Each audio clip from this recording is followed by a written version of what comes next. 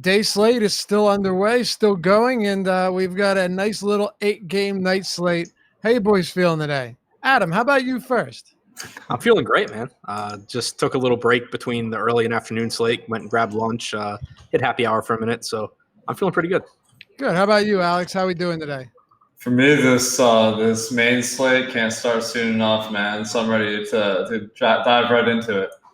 Okay, fair enough. That is exactly what we'll do. By the way, just a little bit of an update here. We did it on Monday. We're going to do it again today after the show. Stick around right here. Live Before Lock will be coming up on the same stream. You don't have to go anywhere. Look how easy we make life for you guys. You're welcome. All right. Pittsburgh, St. Louis, Alex, Adam Wainwright, Jordan Lyles. Let's talk about Lyles first here. PNC Park, pretty favorable pitchers park. And as far as the totals go in this game, nothing out of control. Not in 2019, at least. 4.8 is what I'm seeing for St. Louis, and then for Pittsburgh, you've got 4.8. Very, very close game. Basically, there's no real favorite in this one. Although I do think Jordan Lyles at his price point on DraftKings warrants some conversation for sure. Yeah, I think Lyles is a pretty decent play today on DraftKings, on FanDuel and Yahoo, where the constraints are a little bit different. I'm not really seeing much value. But overall in the year, Jordan Lyles has a 25% K rate, which is above average. And the matchup's not good by any means. I have St. Louis projected for a team 21% strikeouts, but if you average that out, that's 23%, which is average. And the price tag of 6,100 on DraftKings is quite a bit below average, so I think that he's a nice value. What do you think of the matchup, Adam? You think it's that bad? We got 1, 2, 3. We got 6 righties, including the pitcher. What do you think of this spot? No, I like the spot for Lyles here, especially on DraftKings, like Alex said. 6 righties in the lineup. He has about a 26% strikeout percentage against right-handed hitters. You have Andrew Knizer in there over Matt Wieters, which not only gives you an extra right-handed bat, but Wieters, not the best hitter, but he does have a low strikeout percentage. So I think that switch is positive for Lyles. It's a good pitcher's park and only about 75 degrees in Pittsburgh. So there's a lot working in Lyles' favor here without Carpenter, Ozuna, or Molina in this lineup. And he's just really, really favorably priced on DraftKings in particular. Yeah, I think so too. Their active roster is now top 10 in strikeout rate versus righties. And they've just been – I mean, Adam, with the injuries to Ozuna and Carpenter and Molina, and then some of the guys that they're running out in these lineups, like this has become a Cardinals team that is wholly underwhelming against righties. Bottom 4 WOBA, bottom 4 ISO, WRC plus. Like it is not the same Cardinals team that we've known from seasons past, or hell, even the beginning of this year. Yeah, and it's not like Lyles has been bad either. Right. If you look at his numbers against lefties, he's been a little bit suspect. Still a healthy 23.5% strikeout percentage, but a 413 WOBA, 276 ISO. But against righties, a 287 WOBA, 172 ISO, 26.2% strikeout percentage. So if you could draw up like the perfect matchup for Lyles, it would be a matchup at home against a right-handed heavy lineup that doesn't have a ton of good hitters, and that's basically what you're getting from the Cardinals. Are you interested in any bats from this one? Dexter Fowler hitting second is decent. He is a lefty. He's affordably priced, but most of the hitters that I'm interested in are from the Pittsburgh side. Wainwright's been very good against righties this year, but he's been a lot worse against lefties. The park still isn't great, but you have reasonable price tags on all of the left-handed bats in the Pittsburgh or projected Pittsburgh lineup, probably 5 lefties in the top 6. So I'm most interested in the Pittsburgh offense. Do you have any interest here, Alex, outside of Lyles? Yes, I think that both offenses are in play for sure. We're seeing a lot of ownership, particularly on St. Louis. On FanDuel and Yahoo, they make up more than 10% of the ownership on the slate due to their low prices. I mean, they have a team total of about 5, so they're in a pretty decent spot. Lyles is kind of average with his 4.3 xFIP, so decent spot on the road. Tommy Edman on Yahoo is an amazing cash play at $7. Blackman on FanDuel, the top four are all super cheap, and Colton Wong and Yairo Munoz are super cheap as well. So you can make a really high projected lineup by fitting those guys in with some high projected players. On the other side, I think Corey Dickerson on FanDuel at 2,700, just underpriced for his skill level, decent power. Adam Frazier leading off on DraftKings is only 3,600, and I like that more for cash because he's not a super high power stolen base guy. And might even throw some love to Melky Cabrera at $7. He's batting fifth. On $7 on Yahoo, he's batting fifth, so that's a pretty good lineup position for that price.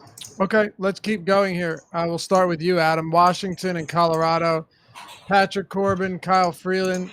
We got a second leg of a doubleheader here. This game finished a little while ago. We do have a lineup for Washington. We don't have one for the Rockies yet. I am curious to see what this looks like, though, Adam, because this is a team that we've seen on more than one occasion recently run out a heavy dose of lefties against left-handed pitching. Now, I'm not saying that'll necessarily be the case, but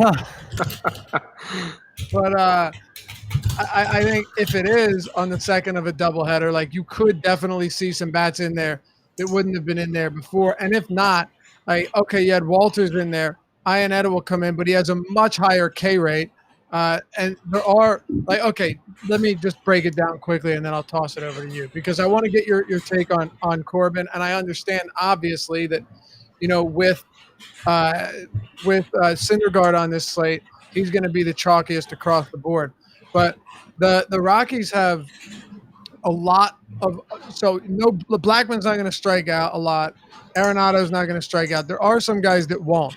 But if you have any of maybe four of these six guys in the lineup, whether it's David Dahl, Iannetta, Tapia, Story, Hampson, McMahon, there are a lot of strikeouts here.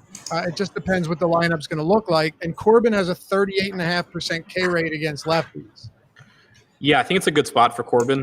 The Rockies outside of Coors Field obviously take a big hit for the season away from home. They have a 26.5% strikeout percentage. The two bats that you really worry about, like you said, are Story and Arenado.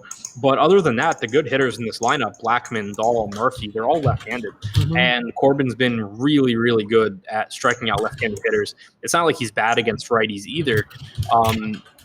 Only a 3.8 implied run total here. So even though Corbin hasn't been quite as good this year as he was last year, he's still been a good pitcher. I think he's still a better pitcher than Noah Syndergaard is at a similar price point, both in favorable matchups. I think that there's going to be more ownership on Syndergaard. Right now we have Syndergaard on DraftKings at 34% compared to 26% for Corbin. And that makes sense because Corbin's a little more expensive. But I just think that Corbin's in a good spot here. The only two guys that you're really concerned about are Story and Arenado. Right.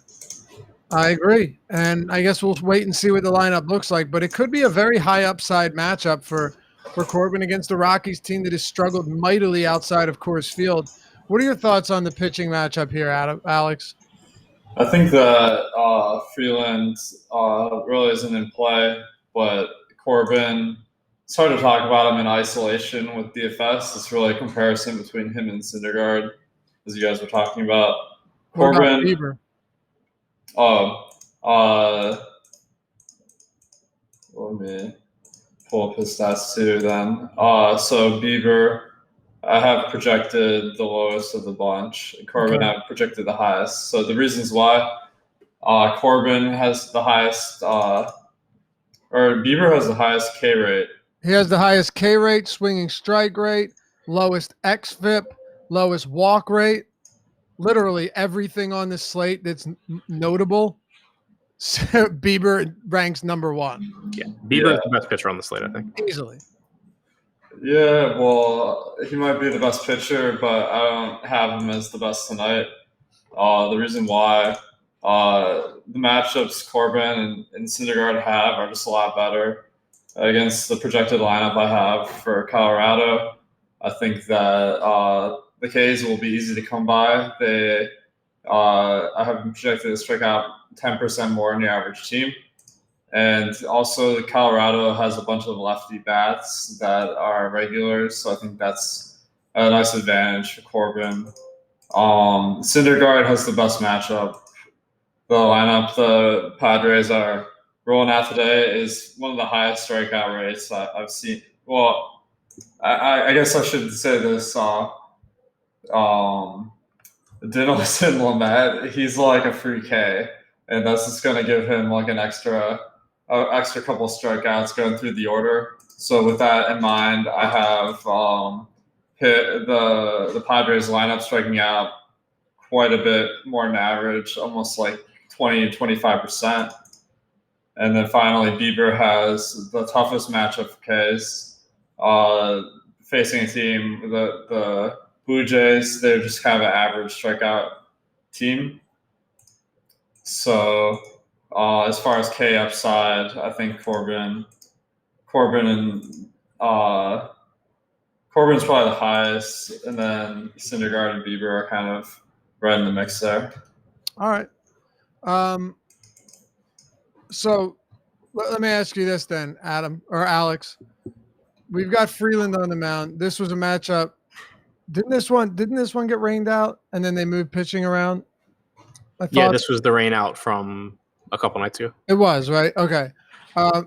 Alex, what are your thoughts on Washington against Kyle Freeland, he's been horrible at home, but he hasn't really shown much redemption outside of home, outside of Coors either. Yeah, I mean, even considering he pitches in Colorado, I think that I think he's a below average pitcher with that 5.2 xFIP. And Washington for DFS is priced really well on DraftKings and FanDuel. I have them as being a 10% chance of being the best value in the slate.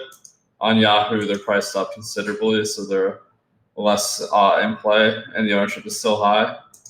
But I think they're definitely going to be a team that I might have a lot of, just because they have a high chance of being the best team of the night, and they're good values, and the ownership isn't crazy. Adam, how do you, or where do you stand on this Washington team? Obviously, their splits against lefties and righties are pretty dramatic this season, and I don't really think it's a huge surprise when you look at the lineup that they run out there against lefties. This one, Turner, Rendon from the right side. Kendrick's had a good year. Brian Dozier's been a lot better. Victor Robles batting 7th. A very cheap Yan Gomes batting 8th. Does this team appeal to you a lot today? Yeah, and one thing Alex mentioned, I completely agree with the stack tool right now. Washington has one of the higher ownership percentages on the slate, but it's still lower than their top stack percentage. And Freeland just really has struggled this year. His ground ball percentage hasn't been great. He's never been a high strikeout guy against right-handed hitters, and you have 6 of them in this lineup. Kendrick, like you said, has been a very good hitter this year. Dozier's picked it up. Robles is a guy that I love being overweight on in tournaments. Yan Gomes, while he's not as good a hitter as Kurt Suzuki, he gives you a lot of savings at that price point at catcher. Trey Turner and Rendon obviously are high upside guys. So I do think that Washington is one of the more appealing stacks on the slate. Do you have any interest on the other side against Corbin? Any Arenado or Story? Not a ton. Story and Arenado's price tags both have come back up. They were cheap over their last couple of games, but not really the case here. So I'm not that interested in the Rockies. I agree with you there. Do you have any interest in them, Alex? Nah, I mean, they're one of the lower team totals of the slate, and the prices are quite high. So I guess they didn't really know which pitcher would pitch in which game when they made the slate or something, because they're just all priced up like they're playing Fede or something. Yeah, it's a good point. It does seem like with how cheap they've been away from Coors, it does seem like they're inflated for no reason at all. Alex, do you like this Toronto-Cleveland game? You already talked about Bieber. Actually, let me go to Adam here on Bieber, because you gave us your take. Let's measure them against each other. Like I mentioned, Adam, highest K rate, swinging strike rate, called plus swinging strike rate, lowest xFIP, walk rate. I don't disagree with Alex at all that the matchup, as far as they go for these three top tier guys, is least appealing for Bieber. But as far as skill set goes, uh, he's been damn good this season. Yeah, no question. I agree with Alex too. Basically, if you look at it, if you look at Corbin, you look at Bieber, and you look at Syndergaard as the guys at the top that you're considering. I think Syndergaard is the worst pitcher out of the three, but he has the best matchup against the Padres. I think Corbin's the second best pitcher with the second best matchup, and I think Bieber is the best pitcher with the worst matchup. I don't think it's a terrible matchup, but Bieber does struggle with power. He's a guy that throws a lot of strikes. He gets a lot of strikeouts, but he does give up a high barrel per batted ball percentage. And you do have a lot of power in the Blue Jays lineup. One thing working in Bieber's favor is that there's only 3 left-handed bats in there, and Smoke is the only one that really has power. So that helps out Bieber. I think that a lot of it will come down to ownership percentage for me, because I do have Bieber projected behind Syndergaard and behind Corbin because of their matchups. Not real far behind, but behind them. So, right now we have Syndergaard at 34, Corbin at 26, and Bieber at 20. I think if in like the final ownership update, if Syndergaard were to creep up to like 40, maybe Corbin reaches 30, 35, and Bieber drops to like 15, then I start to become really interested in Bieber. I agree with that. What's interesting about him too, Adam, is when you look at the numbers against lefties, he definitely gives up some power, but his strikeout stuff has been spectacular against them this season. One of the reasons being, you look at two of his most used off-speed pitches. He's got a 30% whiff rate on his curveball and his slider against lefties, and he uses them at a combined like 30% clip or higher. So it's nice to know that he does have all-speed stuff to at least strike lefties out, even if he gives up power. Like, he's not useless against them. You know what I mean? Yeah, for sure. He's a really good pitcher against both sides. It's just that he throws a lot of strikes, and this is an era where when guys hit balls, they tend to go really far. So you have a guy who he lives in the strike zone. He strikes out a lot of guys. He doesn't walk a lot of guys. You're going to give up power when you have those characteristics. All right, Alex, let's get your take on this pitching matchup. Bieber, and then I'll say it. I don't know how you feel, but an overpriced Marcus Stroman on DraftKings, 9,300, a little rich for my blood, 78 on FanDuel, and over on our sponsor Yahoo Daily Fantasy Sports. Stroman is not expensive. He's $36, but the matchup isn't supremely appealing. So where are you at on these two pitchers? Yeah, I mean, Stroman is priced up almost as much as Noah Syndergaard, so that means he's almost as good a pitcher tonight for you to pick. Right, of course. Yeah, I think that's how it works. I think on Yahoo, I'll start with that. The pricing is the easiest to make a lineup with really good pitchers, with Corbin and Bieber and Syndergaard all in the 40s. Which is significantly cheaper than usual for your ace pitchers. So I don't see much reason to deviate from those three. And then on, I'm not big on Stroman's prospects tonight at all. He's one of my lower projected pitchers because the lineup that Cleveland's running out is significantly below average in strikeouts. And, he's a dog and they have a high team total, so it's kind of all three factors are working against him for fantasy. So I don't really like him, but Bieber I think is one of the top 3 pitchers of the night, as we've been talking about. Really good potential for strikeouts. I'm just not thinking that he's quite as good a value as the other two. Okay, what are your thoughts on hitters here? Anybody interest you? I know some of these Cleveland bats were projected to get some ownership earlier, and some of them are pretty cheap, but Stroman's not a big power guy. Does anything stand out to you here in this game? Yeah, I think that the Indians are really interesting because on DraftKings they're going to be super popular, and if that ownership stays where it is, I would probably avoid them. But on FanDuel, the ownership and Yahoo, the ownership's quite a bit lower than it should be for their 5-team total. So I think that they could make a nice contrarian play. What about you, Adam? Any bats here?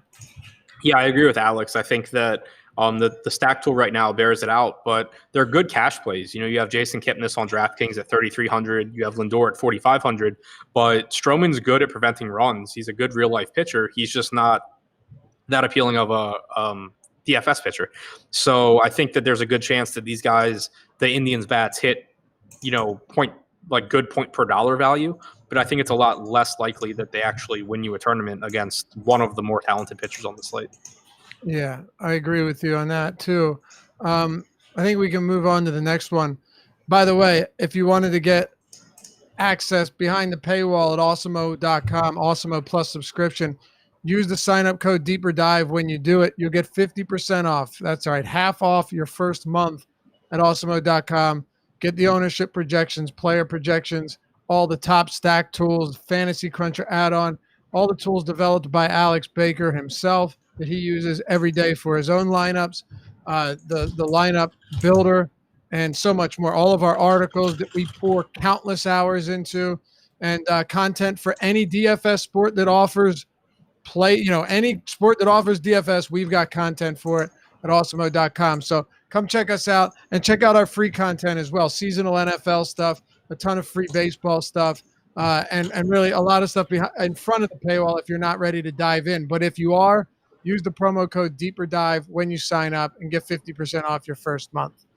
All right, Adam. San Diego, New York Mets. Noah Syndergaard, obviously the chalkiest pitcher on the slate for good reason. A lot of strikeouts. One of the heaviest K right team versus righties in the Padres. But, also Noah Syndergaard has 30 fantasy points or more in 3 of 19 starts this season. So with that said, with both sides of this, do you see a reason to come in underweight on him and maybe overweight on a Corbin or a Bieber just based on Noah Syndergaard's seemingly low floor? Yeah, so first off, I think he is the cash game SP. Agreed. On paper, he is clearly the best pitcher on the slate. Right. But the thing for me in tournaments is he's priced for this matchup. Syndergaard is not a 10K pitcher in terms of talent. The guy has a 23.7% strikeout percentage this year, a 4.04 xFIP. He's a good pitcher, but he's not this good of a pitcher. He's priced up because of the matchup, but you're still having people say, oh, Syndergaard's facing the Padres, I need to roster Syndergaard. So basically the price tag moved to where it should be, and people are still flocking to it. So it's not that I think he's a bad tournament play. He'll be in some lineups where I have lower owned stacks, but I would expect that I'm lower on him and I'm higher on Bieber and higher on Corbin because of ownership and because of talent level. It is a really good matchup, but you're talking about a pitcher who, for one, can't hold runners. He's allowed 20 stolen bases already this season. He allowed, I think it was 32 last season. It's been an issue for him forever, and it's one of the reasons why he continually disappoints, even in good matchups as a DFS play. And the Padres put their 2 best speed guys at 1 and 2 in the lineup. Yeah, Margot hitting second, I think, is a really interesting tournament. Very smart move, by the way. Yeah. Agreed. So that's one reason why he struggles. The other reason is because he doesn't have particularly good command, and he leaves balls up in the zone, which leads to an elevated BABIP that a lot of people look at as if it's unlucky, but it's been the case basically forever. So it's just a command issue for him. Basically, he's just not. He should be a much, much better pitcher than he is based on the stuff that he has, but he isn't. And he's actually taken a step backwards this year. His strikeout percentage is down. His walk percentage is up. His xFIP is worse than in previous years. So all that stuff working against him, it's not that I think he's a bad play. It's that I think he's the 3rd most talented pitcher out of that group, and they're all similarly priced, and he's going to have the highest ownership. So will you subsequently have the 3rd most ownership on him out of Corbin, Bieber, and Syndergaard? I haven't crunched. I don't know if I would say the 3rd most. I think it's likely that – so like right now we have Syndergaard at 34%, Corbin at 26%, and Bieber at 20%. I think it's likely that – Where? On DraftKings. Oh, do we? I saw Bieber at 13 on the last update from – okay, I guess we recently updated. Sorry, go ahead. So I think it's likely that I ended up with something like – I don't know, like 25% Syndergaard, 35% Corbin, and like 25% Bieber or something like that. Like underweight on Syndergaard, overweight on the other 2 guys, but still not like completely fading Syndergaard or anything like that. Right. Of course. No, of course not. And by the way, you were right. I thought I had updated it, but I hadn't. So they're a lot closer than they were earlier today. But I don't think we had Corbin projected for ownership because of that doubleheader. It was funky. Now everything looks like we're squared away. What about you, Alex? I know we talked about it a little bit here, but Noah Syndergaard. It sounded from the likes of it earlier that you had quite a bit of interest in Syndergaard and weren't worried about the ownership. Yeah, I think that there's a really good chance he has a big game today. I like what Adam said about the strikeouts not being a 10K player, but the matchup kind of getting him up there. One thing I like about Syndergaard is that he goes deeper in games than other pitchers. He's averaged more than 26 batters per game. Almost all pitchers are less than 25, so that's just an extra guy that you could get a strikeout from. And Dinelson Lamet has a career strikeout percentage at the dish of 57%. Wow. Yeah, like most pitchers are like 50% or less. Like most are like 40% around, but that's just like abnormally high. So I like that. But I think Dinelson Lamet is probably a guy I'm higher on the field based on our ownership. I think that this is a really good spot for him because he has a 30% K rate this year. The Mets lineup tonight has some easy strikeouts in it. And the one factor against them is they have a pretty high team total, but the price really counts for that, especially on FanDuel and Yahoo, where he's 6,629. This price way below his talent level. Okay, good stuff. Adam, are there enough righties in this lineup for you to target Lamet? I'm not really interested in Lamet outside of Yahoo. I think that his strikeout upside on Yahoo at $29 is appealing, but there are good lefties in this lineup, 4 in the top 6. Pete Alonso, of course, is just a really, really good hitter. I don't feel the need to get to Lamet on DraftKings at 8,400. 6,600 on FanDuel is appealing, but you have Zach Gallen in the same price point in I think, a better spot. So really just a Yahoo play for me. Okay. What about hitters, Adam? Does anyone stand out to you in this game? And are you interested in maybe any of these Mets lefties against Dinelson Lamet, who has exhibited some pretty extreme platoon splits over his short career? Yeah, I think that the Mets are kind of interesting here. A 4.8 implied run total, not the highest, but this is a slate where we only have, and there's no 100-degree games or anything like that. So Lamet has struggled with left-handed power. McNeil, Conforto, Cano, who's really cheap, Smith, all have left-handed power. Alonso is really good. I think that if they come in at low ownership, I would have some interest. Okay, Alex, do you have any hitters from either side?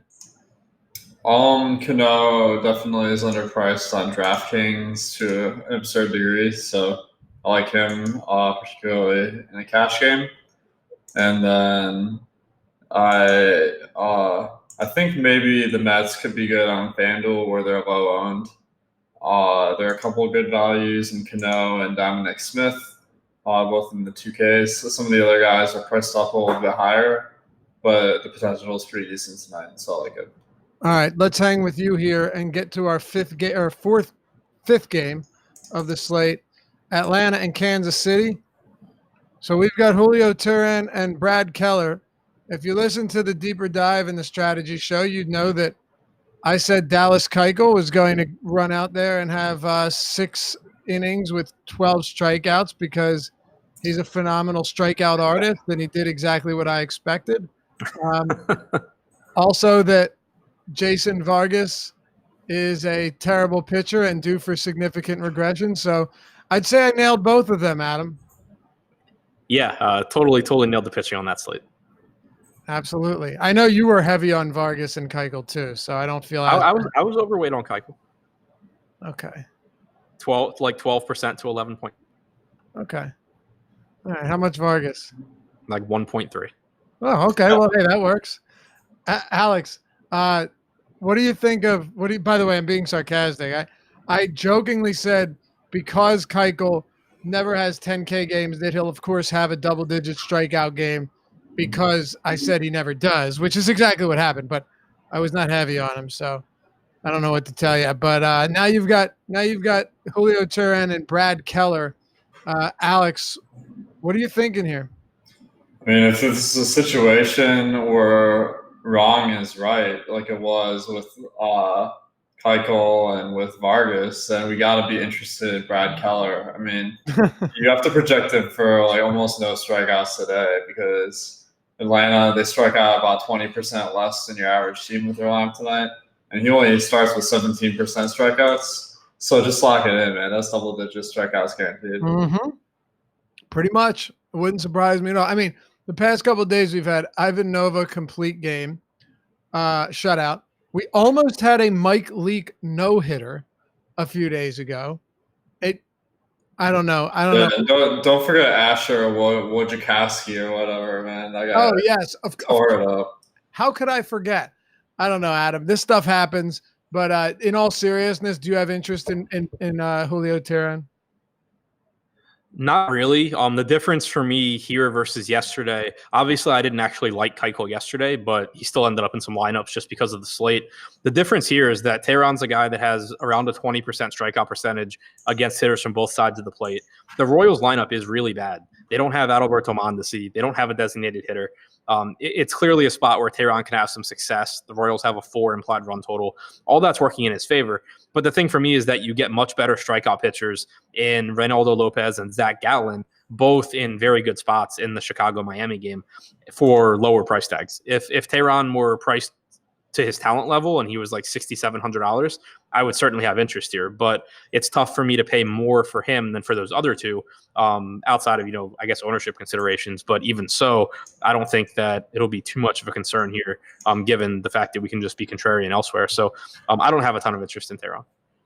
All right. Do you have any interest in Julio Teheran, Alex? I know you're heavy on Brad Keller. That's right, yeah. I agree with Adam. There's some other pitchers on the slate that are priced better and have more potential just because Teheran is a below average strikeout pitcher at 21%. And I have the Royals lineup for 20, just the league average in Ks.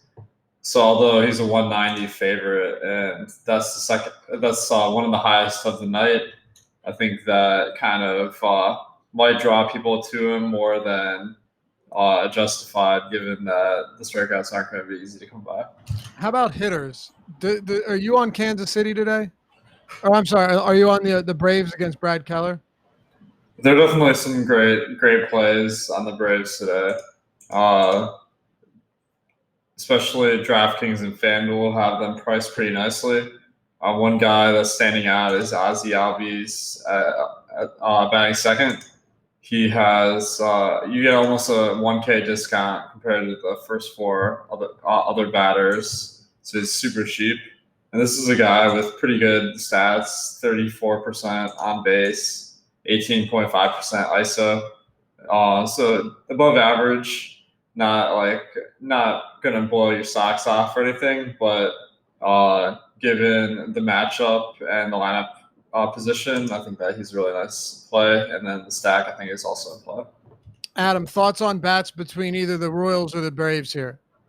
I think the Braves have one of the higher implied run totals on the slate, and I don't think that they're like a bad stack. It's just that I don't think I'll get to a whole lot of them because Brad Keller's not a great pitcher. He has a low strikeout percentage, high walk percentage, but he does have he's good at getting ground balls. He's good at limiting home runs, and the Braves are expensive. So if you're going to pay the price tags that you have to pay for Atlanta, you need a lot of home runs there.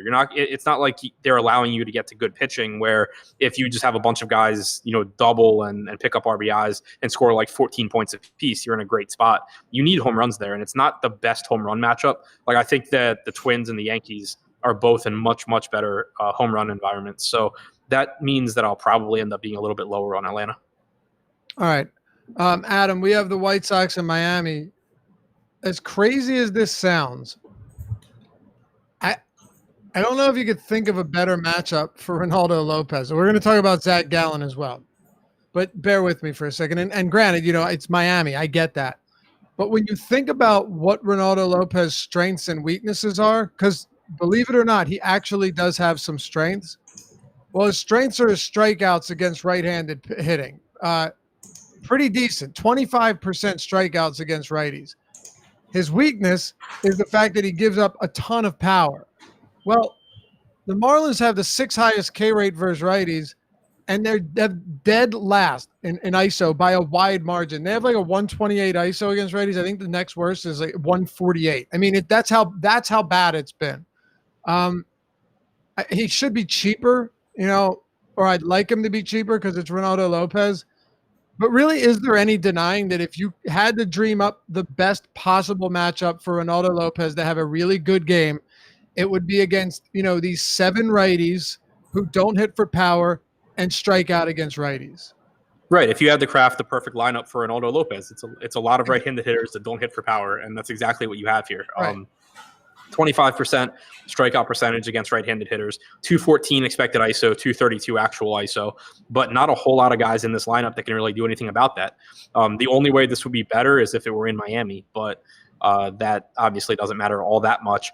Lopez's price tag's a little higher than I'm comfortable with, especially because I'm sure he'll be popular, but I just think it is a really good strikeout spot. He does have good strikeout stuff, and I'll be going here because he has one of the higher upsides for the mid-range pitchers. All right. We'll do this. I'll go over to Alex, get his take on Zach Gallen, and then we'll go back and forth here. Where are you at on Gallen, Alex? I think Gallen's a good play, particularly on all 3 sites, but I like the price tag on FanDuel particularly. This is a guy that hasn't started many games in the majors, but he's had success so far, averaging 26% Ks. And he's facing a team in the White Sox that strikes out with their current lineup significantly more than average. So I think this is a great strikeout matchup. On the other hand, they have a team total of 4.8, so I don't think you can project him to do terrifically at actual pitching tonight, which drags down his potential somewhat. I think that just given the price, though, on every site, he's definitely in the mix. Not my favorite pitcher in the price range, though. I think Lamet just going to have more potential to get Ks, so I like him more. But very good play. All right. Alex or Adam, same question on Zach Gallen. I know you mentioned him earlier. Yeah, Gallen is my favorite pitcher in the price range. At AAA this year, he had about a 33% strikeout percentage, 5% walk percentage across 91 innings. Since coming up to the majors, making 5 starts, 1 against the Dodgers, 1 against the Mets, 2 against the Nats, 1 against the Cardinals. So not like it's been the best matchups. He's still struck out a little bit over 26% of hitters. He's walked 14.1%. And while on the surface that obviously looks really bad, if you go back and look at his entire minor league track record, he hasn't had issues with control. And while walk percentages should increase from AAA to the majors, they don't go from 5% to 14%. So I think that we should see the walks come back down. I think the strikeouts, if anything, go up. And he's facing a team that has one of the highest strikeout percentages and one of the lowest walk percentages against right-handed pitching. I think it's a really, really good spot for Gallen, and I really like him at this price tag. Yeah, so do I. Do you have any concerns, though? It's kind of strange. This season at AAA and then now at the major league level, he has demonstrated a little bit of reverse splits, especially with strikeouts. It's really hard to tell because he hasn't had a whole lot of opportunity. But, the xFIP and some of the numbers against righties are a little bit concerning. I guess the favorable thing here is, though, there's 6 lefties in the lineup. I don't know if that's favorable or not, but when you actually look at his arsenal, he is equipped to be able to put down lefties with his off-speed stuff. He's got 2 off-speed pitches that he uses about 35% of the time against lefties. So what do you think, just quickly, of this lineup he's facing? Yeah, so if you look at his AAA numbers, obviously without a really good reason, I'm always hesitant to peg someone as reverse splits. He has been so far, at least in terms of strikeout percentage. But if you look at his AAA numbers, he was good against both sides, but he did allow only 3 home runs in 36 innings to lefties, 7 and 54 to righties. Yeah. More strikeouts too. Yeah, more strikeouts against lefties relative to innings pitched. Probably like neutral, but maybe a little bit better against lefties in terms of strikeouts. He also has a knuckle curve. He throws like 17% of the time to lefties, his second most featured pitch. That's something that sometimes is a pitch that will lead to reverse splits. So I'm not concerned. At the very least, I'm not really concerned about left-handed hitters, and that's primarily what you're going to get from the White Sox, especially with Jimenez on the disabled list or injured list. The only real righties in this lineup, the only real right-handed hitter in this lineup you're concerned about is Jose Abreu. Yeah. McCann has plenty of issues. Adam Engel is in the major leagues because he's fast. So I think it's just a really, really good spot for Gallo. No, I totally agree with that. I mean, lefties and righties it's important for certain pitchers, but it also depends who the bats are. Like John Jay and Ryan Goins and AJ Reed and Yolmer Sanchez, even Leury Garcia. Not exactly murderer's row of left-handed hitters. Alex, I'll go back to you here on Ronaldo Lopez. What are your thoughts? I think Ronaldo Lopez is definitely also in play tonight. Any pitcher that's facing Miami tends to be. I have noticed their lineup is getting a little bit stronger today. I have them projected to have a higher batting average and on-base percentage than your average team. However, 20% less power than your average team. They're on the road too, so pitching at home is a decent bump. The price tag is reasonable on all three sites, but with the context, I think on DraftKings he's the most playable at 7K, and I don't think the Marlins really have easy case tonight. I've been projected to strike out about average. The only really easy guy to strike out is Jorge Alfaro. It's kind of negated by Miguel Rojas, who strikes about half as much as your average pitcher, and he's leading off, or half as much as your average batter. Sorry. So I think that he's a decent play. I probably won't end up with him a ton because he's going to be popular. Price tag's higher on FanDuel and Yahoo than some other better pitchers. On DraftKings, I also like the other guys in that price range more, but he is grading out as about a 2 points per dollar play, which is pretty solid for pitchers these days. Okay, let's turn the page to hitting real quick. Alex, is there anything here that you like for bats? I think the one thing that's standing out to me is the Marlins. They're just priced way too well, and they're going to be really overowned again for the third straight night. The fade kind of worked out really well 2 nights ago, and then last night they did some damage. But tonight I'm just going to go back to that strategy. They have the highest ownership on FanDuel of any team. It looks like I don't have it in front of me, but just super high owned, and there's no reason to believe that they'll just be better than any other team on tonight's slate. So I'm pretty comfortable going for a fade here. All right, Adam, are you fading this game for hitters? Yeah, not real interested. If you were to go to Miami, I think that you look at Brian Anderson, and I mean Garrett Cooper's really expensive, so Brian Anderson basically. From the other side, I think that Abreu and Moncada are reasonable, but overall, I'm just not really interested. Okay. We got 2 games to go here.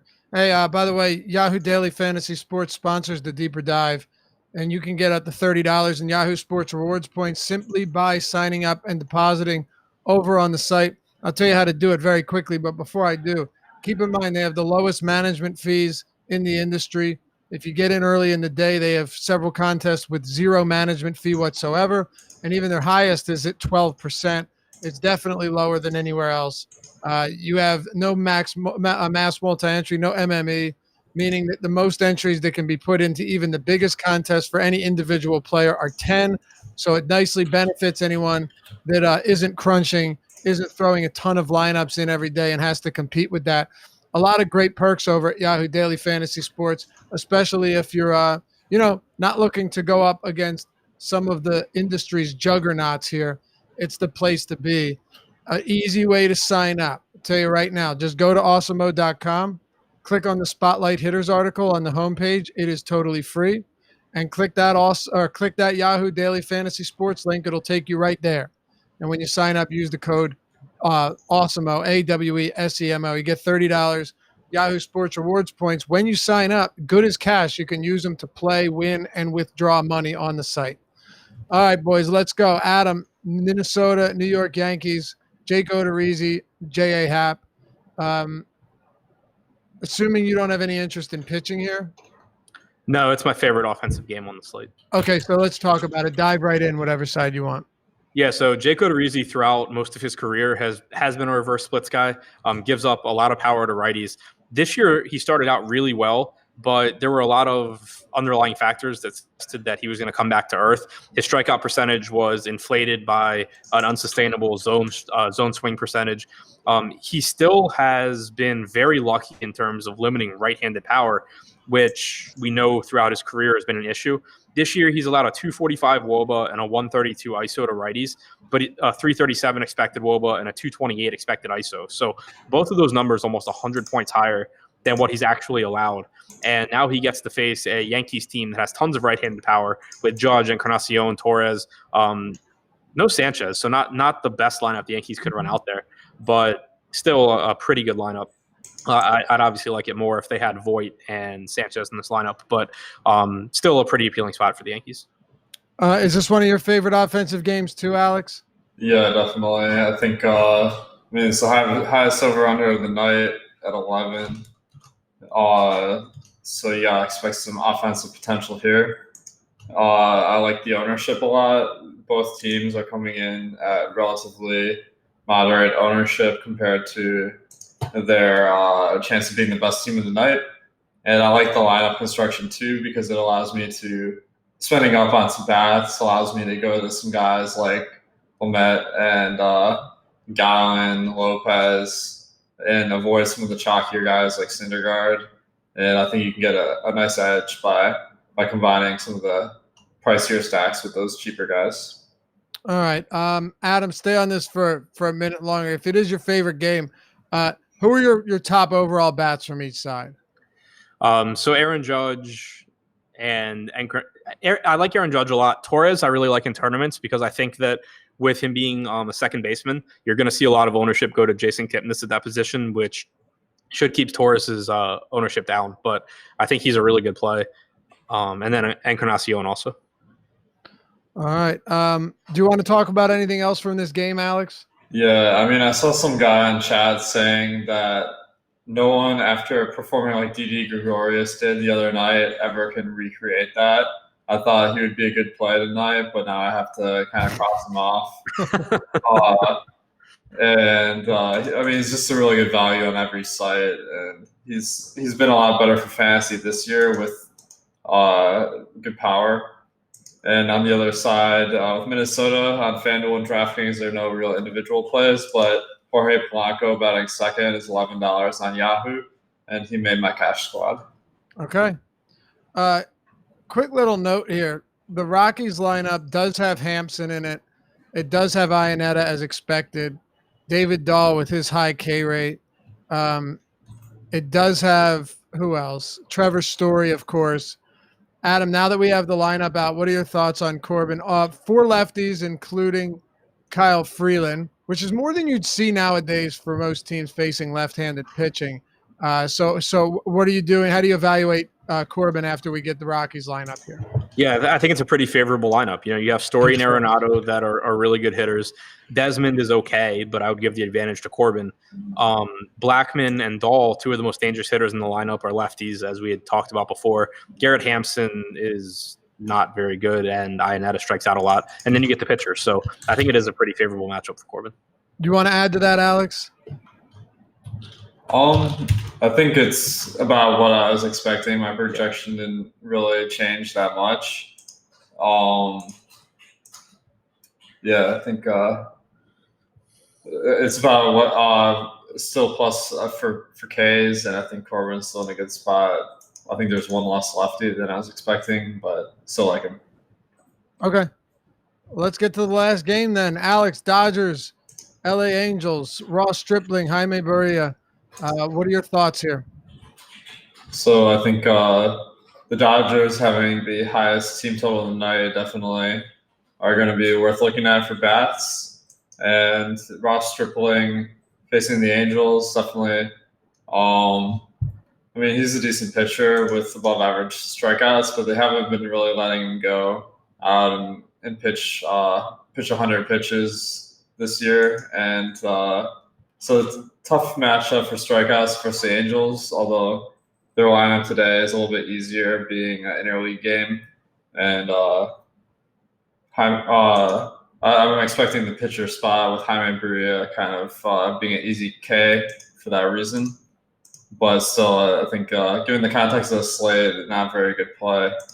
Jaime Barria, on the other hand, is facing the Dodgers, who have the highest team total of the slate. Not a terrible pitcher. He gets to see some Ks, but I don't see much reason to go for him. Okay.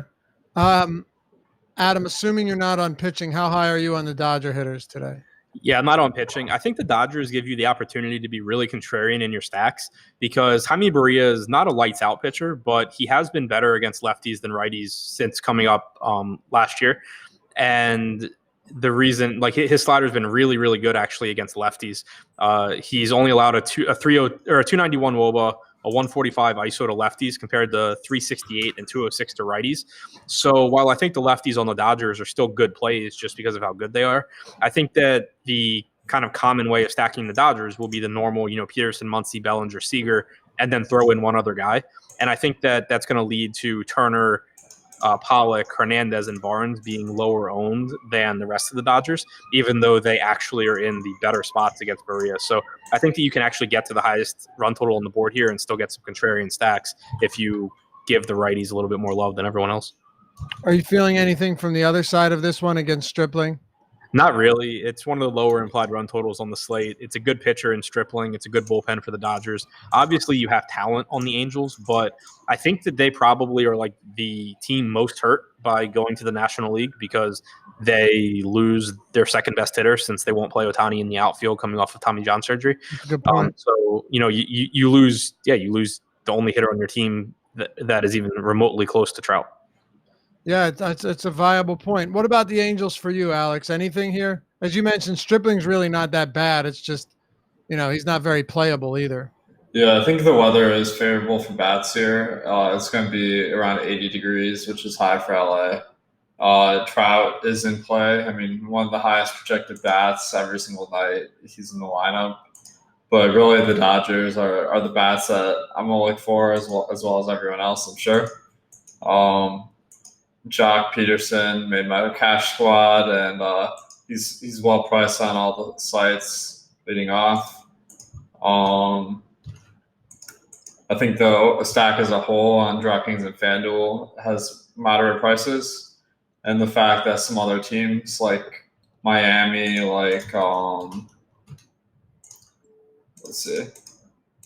Miami and Cleveland are garnering a lot of ownership.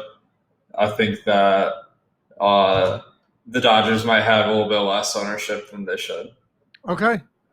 There it is. 8 up, 8 down. We'll do our stacks here. Before we do, I graciously ask you, if you like the show, you want to see more, and you want to help support us at awesemo.com, help us support the YouTube channel. Like the video, hit us with a thumbs up. Small price to pay, right? We appreciate it, and it certainly helps us out a lot. Subscribe and hit the notification bell if you haven't already done so. It'll let you know when we have new shows dropping each and every day. And we always got new shows dropping. And actually, we got Live Before Lock coming up next. You don't have to go anywhere. You just sit back, relax, start building your lineups, and wait for it to come on. I mean, you really can't beat it. Let's do our top stacks here. Alex, what do you have? I'd say my top stack is the Yankees, and Miami is my fade of the night, just because I think the Yankees are kind of going under the radar, and Miami is kind of the optimizer play. So I think more people are going to be on them than there should be. So just to be clear, your anti-optimizer play, your AOP is, or anti-optimizer stack, I should say, is? The Yankees. I don't think they're going to come up like a ton. Just when you're crunching by projection, you're going to end up with teams. It depends on the site a little bit. But like Cleveland on DraftKings, St. Louis on FanDuel and Yahoo, and Miami on all three sites are going to be some teams that aren't that good that are going to have a ton of ownership, and guys like the Yankees are a little bit harder to get to. All right, makes sense to me. How about you, Adam? Yankees and Twins. All right, yeah, give me Washington. I know they'll have some popularity, not a ton, a decent amount. But Washington and, I'll probably go with the Twins too. Definitely think Washington. No, it's going to be hard for me to get away from them. That'll do it for us. Stick around. Live Before Locks coming up next. You don't have to go anywhere. Just stick around. Their pretty faces are gonna pop right up on the screen and take you up to 7:05 Eastern time on Live Before Lock. You've got Josh Engelman, Chris Spags. They're coming up right now. We're getting out of here. Good luck tonight. Adam and I will be back here together, the tandem, tomorrow and Friday on the Deeper Dive.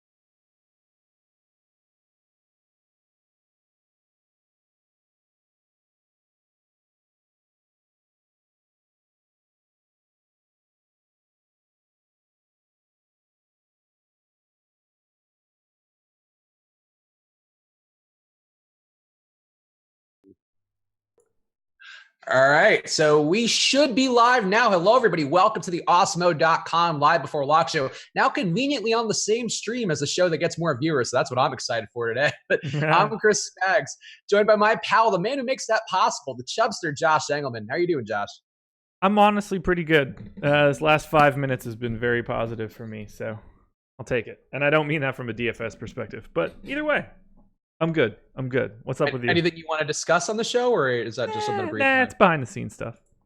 Okay, so hey, you know what? You're in a good mood. That's all we can ask. And if you want to get in a good mood out there's one thing you can do right now, and that's go to Awesemo.com/join and go use the promo code Live Before Lock to get half off your first month of Awesemo Plus. You get all the ownership projections, the regular player projections. You just plug right into Fantasy Cruncher. The deep dive column is up there. The text companion to the deeper dive show, of course, the top stacks tool, the lineup builder, a million different things that'll help you make better MLB DFS lineups every day. So go right now and use that promo code Live Before Lock on Awesemo.com now for half off your first month of Awesemo Plus. All right, Josh, that was a strong plug. I feel like I'm motivated by having more viewers today. Man, we're getting, they said pretty faces, but we got Josh and Chris. That's a bummer. You know what? It was meant in a joking way, by the way. We're beautiful inside. That's, I think, what they're coming here for. I think my insides are probably real rotten. They're probably black and oozing in various ways, I think, would be your insides. Yeah, ever since those 100 pizza bites, it's probably pretty bad in there.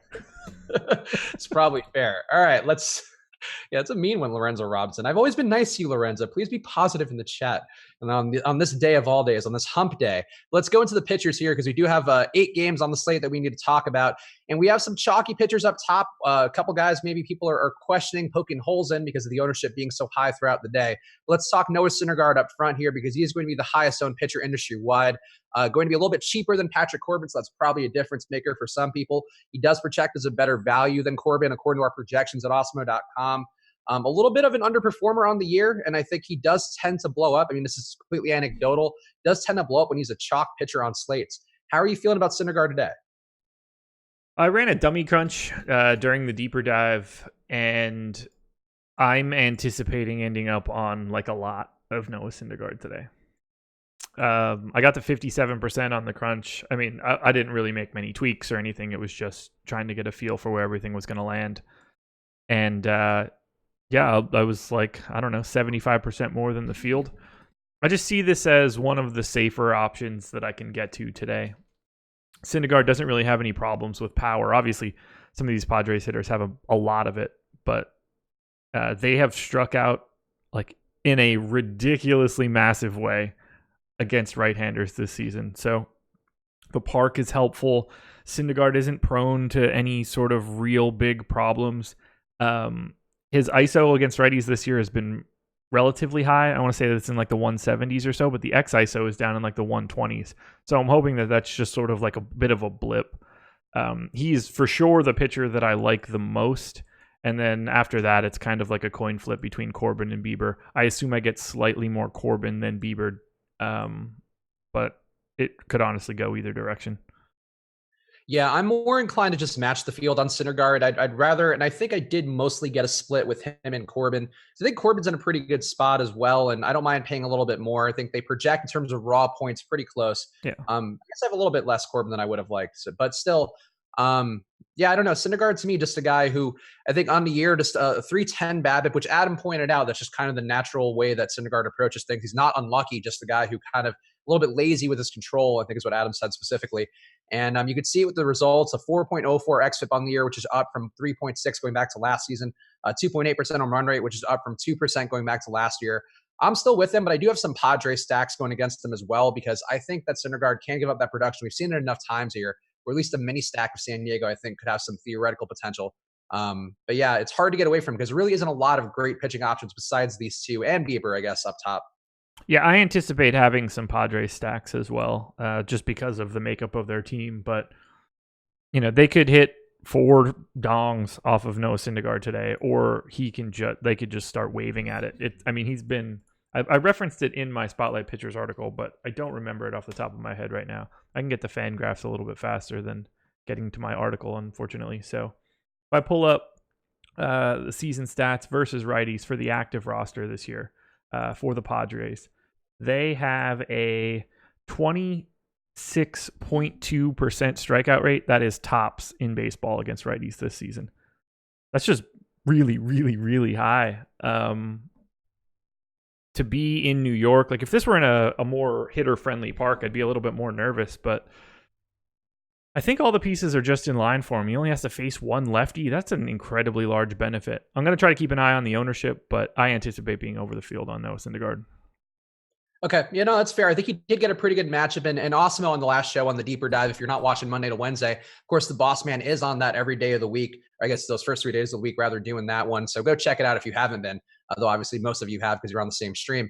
But he pointed out that LeMay strikes out Lamet. Are we going with Lamet? Because I feel like I sometimes go Lamet and sometimes I feel a little fancy, a little jaunty, and I go Lamet.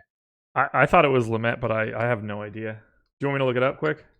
I would like to know for sure. I mean, either way, I'm going to keep doing it both ways. but Lamet, I think, he's a guy who I think Alex said strikes at about 60% of the time going back to the minors. So not a good strikeout rate for him overall. And I think that'll add a little more value. It's Met. It's Met. Okay. Yeah. So we're all right. We're confidently going Lamet now. I'll try to correct myself and not get too much of a fancy French boy with my pronunciation of the pitcher. But yeah, like there are some extra strikeouts there. Only, 2 guys under league average, 3 guys under league average, and even the ones that are under league average in terms of strikeouts in that Padres lineup, not really too deeply under it. So it's still a good strikeout spot overall. So yeah, I'm with it. The projection's back out for it. The value backs out on DraftKings. So it's not the one I'm most excited about, and it wouldn't shock me if he just let me down today, but I'm with you on Syndergaard, I think. Yeah, like it wouldn't shock me if he had a pedestrian day because he's not the same sort of strikeout pitcher that he's been in the past. I would be very surprised if he had a bad day. Yeah, I would agree with that take overall. Let's go to Corbin on the other side because he is the relevant pitcher, I guess, to look at as a pivot.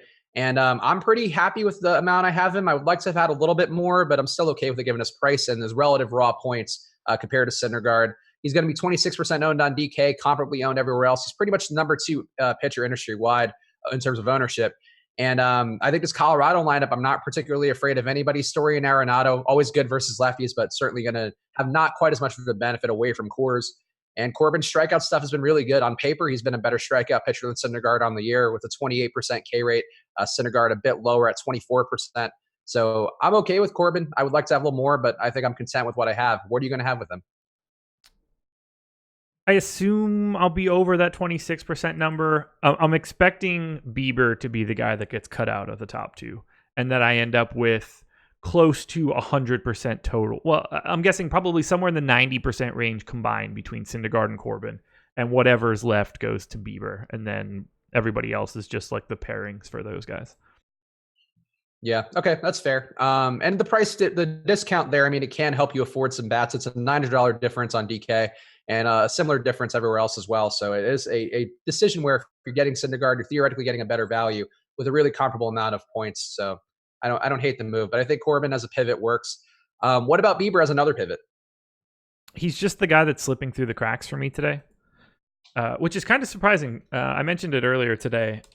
He was a guy that I was getting a lot more than the public when this season first started. And it seems to have flipped now, and I'm not getting him. I don't really know why. Alex's projections love him today. He is kind of sandwiched in between two guys that are projected slightly better. It's sort of my feel on it as well. I don't love the matchup for him. Some of those bats are a little scary. He's the only guy between Corbin himself and Syndergaard that have like a fatal flaw. Corbin doesn't really have any power issues against any particular side of the plate. Syndergaard doesn't really have power issues against either side of the plate. Bieber does. Over the past two seasons, Bieber has given up a 203 x ISO to left-handed hitters. So it's not like Sogard has a ton of pop, but like you got to watch out for Freddie Galvis. Justin Smoke is tricky. Oh wow, I like Bieber more than I liked him this morning. I didn't realize that they completely nerfed their lineup of left-handed hitters. So it's only Sogard, Galvis, and Smoke. They had McKinney in there earlier today. I believe somebody else was in there. So this looks a little bit better, but he's still third of those three. Yeah, I think that's on a good rant there for a second, and then it just blew up in my face when I looked forward. No, I mean, the hard contact does jump out if you look at it to both sides of the plate. I mean, he's given up 46% hard contact to the left side of the plate, 41% hard contact to the right side of the plate. So even though he's not giving up a lot of production of righties, those guys, when they do make contact, they're making hard contact in a park that's been one of the better home run parks on the year as well. Yeah, I think there's a lot of reasons to think Bieber has some flaws. But that said, I'm with the field on Bieber as well. I have one lineup with Bieber and Corbin that includes a San Diego stack going against Syndergaard, which I find kind of intriguing from a lineup build standpoint. I don't know. I think Bieber is worth the exposure, and it wouldn't surprise me if he had the most strikeouts out of everybody and had the highest points total. No, not at all. Like I have Syndergaard at 7.7, Corbin 7.4, and Bieber 6.8. If Bieber had the most strikeouts of those three guys, I am not shocked. Yeah, a 31% K rate on the year for Bieber, a 14.2% swing strike rate, and overall that Blue Jays lineup just above league average in terms of a 23.4% strikeout rate versus right-hand pitching. So not a bad spot for Bieber on paper, and one, as Josh mentioned, only a couple lefties in there who you're really worried about. And even then, I don't know that you're really worried about a few of them because Sogard and Galvis, I mean, for what they have in terms of power, they're not. I mean, just a 149 ISO for Galvis, a 119 for Sogard. They're not the best guys going against Bieber either. Yeah, it's still a really good spot for Bieber. He just happens to be third best of three to me. Yeah, I think that's fair. Though I do think as a tournament pivot, if you are doing a mass multi-entry situation, getting a little bit of Bieber in there, if you even wanted to go above the field, if you feel less strongly about Corbin or Syndergaard, I think that would be a wise move. Yeah, I completely agree. I'll keep a close eye on their ownership up until like 6:30. Yeah, of course, if you want that ownership, use that promo code live before lock. Go to osmo.com/join and get that first half month free from Osmo Plus. So go check that out now. All right, so we got some mid-price pitchers here, which honestly I don't find the most exciting, other than Dinelson Lamet, who is a guy who comes up a lot for me. He projects really well according to value on our site, and I like the spot for him. And Zach Gallen also going to have a good amount of ownership at a similar price point as well. Are you getting those two guys? Or are you getting anybody else weird in that price range? Not really loving Gallen as much as I thought I would. Ronaldo Lopez is the guy that's like soaking up all of my ownership today, and I'm really just I'm not happy about it, and I'm still a little salty about the early slate. So it's probably going to be one of those days where Lopez gets bombed. So you're riding with a chalk Ronaldo Lopez. I mean, he has had 2 good games in a row to his credit, so I think that's something worth noting. And it's against Miami too, so that's a positive. Yeah, I'm gonna make that chalk number look a little low. All right. Okay. Going over the field on Ronaldo. Anything jumping out to you besides this price, or is it just a price thing? I'll be jumping out the window. I have a feeling when this keeps going. No, it's Miami. This is the dream scenario. Adam said it as well. We talked about it earlier today. It's the dream scenario for him. This is about as good of a game as you can possibly get, unless this game happened to be in Miami. Like, the park is the only real problem. Two lefties, Neil Walker and Curtis Granderson. Lopez is fine-ish against righties, but there's not any real quality in Miami's lineup. There's no real power to speak of. If you can't run through this Miami lineup today, you can't really run through anything. But yeah, the park is the only concern. Plays up lefty power a little bit, but again, still only two lefty bats.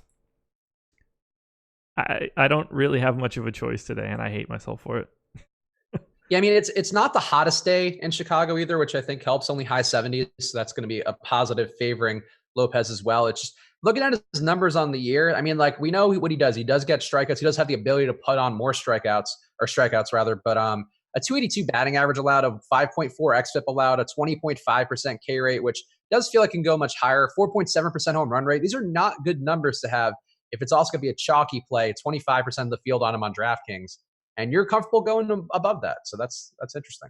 Yeah, it wouldn't shock me if that number is in like the high 40s. Jeez, okay. I mean, I agree. Trust me, man. I agree with G's. Miami's going to have some ownership, so I guess it is a leverage play too, a little bit. I mean, you got ownership for Rojas, Anderson, and Walker in particular. So it makes sense with your strategy. I get it. Yeah, the tricky part for me right now is not getting Miami bats. Because they're popular on both. All right, on DraftKings, like, basically everybody's popular except for like 3 teams. FanDuel has a couple teams breaking free: the Nats, the Cards, the Marlins. I'm going to do everything in my power to avoid Marlins on FanDuel. I think that it's pretty easy to get away on DraftKings, but for some reason, when I run my crunches on FanDuel, no matter how much I discount Miami before I start that crunch, they come up like they were pre-programmed to come up. They're very value friendly. If you're a price conscientious shopper, they are going to help you get there. Yeah, and I would rather just get to look, if they weren't owned, I wouldn't even bat an eye at it. But if like other crappy teams are going to have a third of the ownership, just give me some of their crappy guys instead. Yeah, I think that's fair. On the year, the Marlins versus right-hand pitching have been really bad. This particular lineup they have isn't quite as bad. A few guys there kind of propping it up, like Harold Ramirez and Garrett Cooper. Both guys pretty decent hitters on the year. But yeah, versus right-hand pitching, just a 122 ISO on the year, 25.4% K rate, a 76 WRC+. So it is not a good Miami team that is going to be in there versus a right-handed pitcher. And yeah, I get it. Especially as chalk. Dead Chalk last Miami's in ISO against righties by like a lot. Yeah, it's not. It's a Reynaldo spot. You're right. It is the best spot that I'll probably get. But would it shock me if a chalk Ronaldo Lopez was the bane of everybody's existence today? It certainly would not. No, certainly wouldn't shock me either. Just let me be clear here. I am not confident in his ability to be a good pitcher. This just so happens to be good ingredients. We'll see who bakes it. If I bake it, it's probably good. If you give it to my mom, it's going to be burnt or raw. I would say too, like, I could see this being a matchup where neither side is really valuable enough, where like Lopez has 10 and you have like a bunch of Miami players who also have 10, but nobody really gets you enough to have use on either side, which would I be can fun. see him giving up like 11 singles. It's death by 1,000 cuts for Ronaldo Lopez today. Which is okay on FanDuel and deadly on DraftKings. Yeah, and I'm clearly not playing him on FanDuel because I have respect for myself. All right. That's not true. I'm playing him on FanDuel as well. It's bad. It's real bad, man. So Zach Gallen on the other side of this game, he is a guy who does project well from a value standpoint, according to our projections at Awesemo.com. Also projects for a similar amount of ownership to Reynaldo Lopez, a little bit more price, a little bit more salary overall. Gallen in the majors has been, I don't know, he's kind of hard to get a read on. He's given up some production, maybe a bit unlucky versus righties in particular. Has had some strikeout ability versus lefties, a little bit less so versus righties, but doesn't look like a bad player, but not somebody I'm necessarily dying to have a bunch of with a 4.8 implied run total against him. I think, a little bit under the field on him, but where are you shaking out with Zach Gallen? Honestly, I'm not entirely sure. He grades out okay. I get the sense that I'll have more Dinelson Lamet than I will Gallen, but I'm not And a lot of that has to do with my preference for Rockies bats. So I think it's easier to get a little bit more Rockies, which kind of limits the opportunities for Zach Allen to show up in my lineups.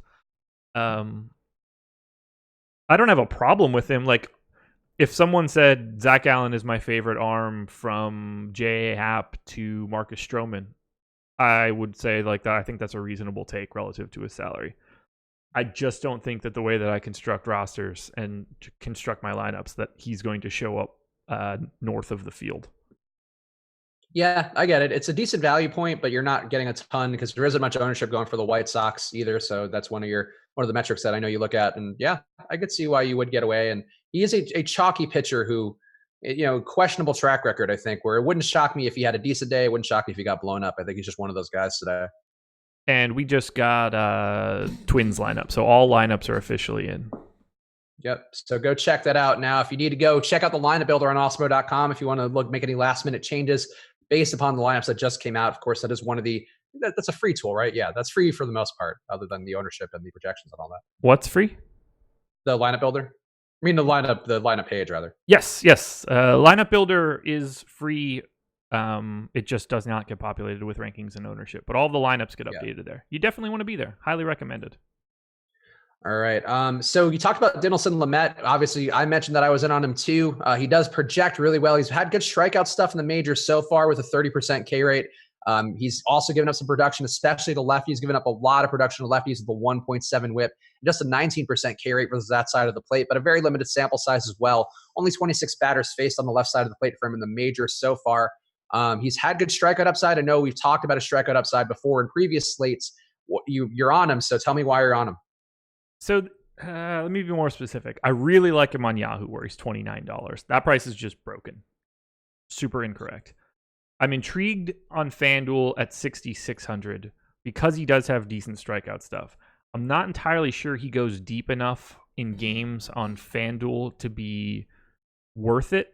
Like, I don't think I don't see him having any sort of quality start shot here. DK is the tricky spot. He grades out as like neutral-ish to me. Similar to Gallen when you take price into account. He's probably my favorite guy in that middle section. But I think he's overpriced on DK. And the more likely scenario for me is that I have Corbin Bieber Syndergaard paired with Ronaldo Lopez and below. More likely Jordan Lyles. Okay. On DK, I'm going to Lamet a lot because he does project well from a value standpoint. And also you're getting some leverage against those Mets bats. We do have ownership going to Conforto and Cano. And I'm sure Cano, after that big day yesterday, people will want to see that $3,100 price and probably go back there. And maybe that was an awakening for me. Maybe that is a wise move today. But I don't mind the idea of going to Lamet and hoping that he finds some strikeouts on a park that should limit power for the most part, even though it certainly did not yesterday. I don't know. I think Lamet just seems like an okay play from a value perspective and a price perspective, and he didn't affect anything. I'm not getting anything that I didn't want to get anyway because of him being in lineups. So I'm okay with him on DraftKings, but the run total does kind of give some concern, I would say. Yeah, so that makes perfect sense to me. Like I said, he grades out really well.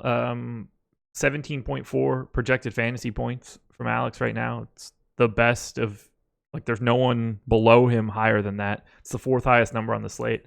I get it. 8,400 is just a little scary for me. I find it hard to believe that he can, I don't think it's really easy for him to pay that off with the same sort of upside you can get from some other guys, but he's got really, really great stuff.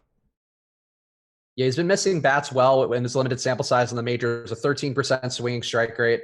Not giving up a ton of hard contact either, with just a 32% hard contact rate. So there are some signs there that he should have better days to come, but certainly could be a bit of a risky play given his track record and I guess what we know, and his price as well. That is a tougher price on DK relative to Yahoo. I think that's fair. Anybody else you're getting in your crunches that we haven't talked about? I mean, Jordan Lyles is a guy who I also have a little bit of as well, so we should probably talk about him. Decent strikeout pitcher, especially for his price on DraftKings, a 25% K rate on the year, and just $6,100. The projection, though, not quite there as much. Over 2x value, but not a great raw points total for him. But St. Louis has been pretty mediocre, so I don't mind the spot. How much Lyles are you going to have relative to the field? Too much Lyles? No, I don't know. Probably somewhere in that neighborhood. Because I'm getting so much Lopez, it's going to limit the amount that I can get put on Lyles. And I'll have a little tiny bit of Kyle Freeland as well, I think. But Lyles looks good for 6,100. I mean, as good as he can look for 6,100. Cardinals have just been absolutely terrible against right-handed pitching this season.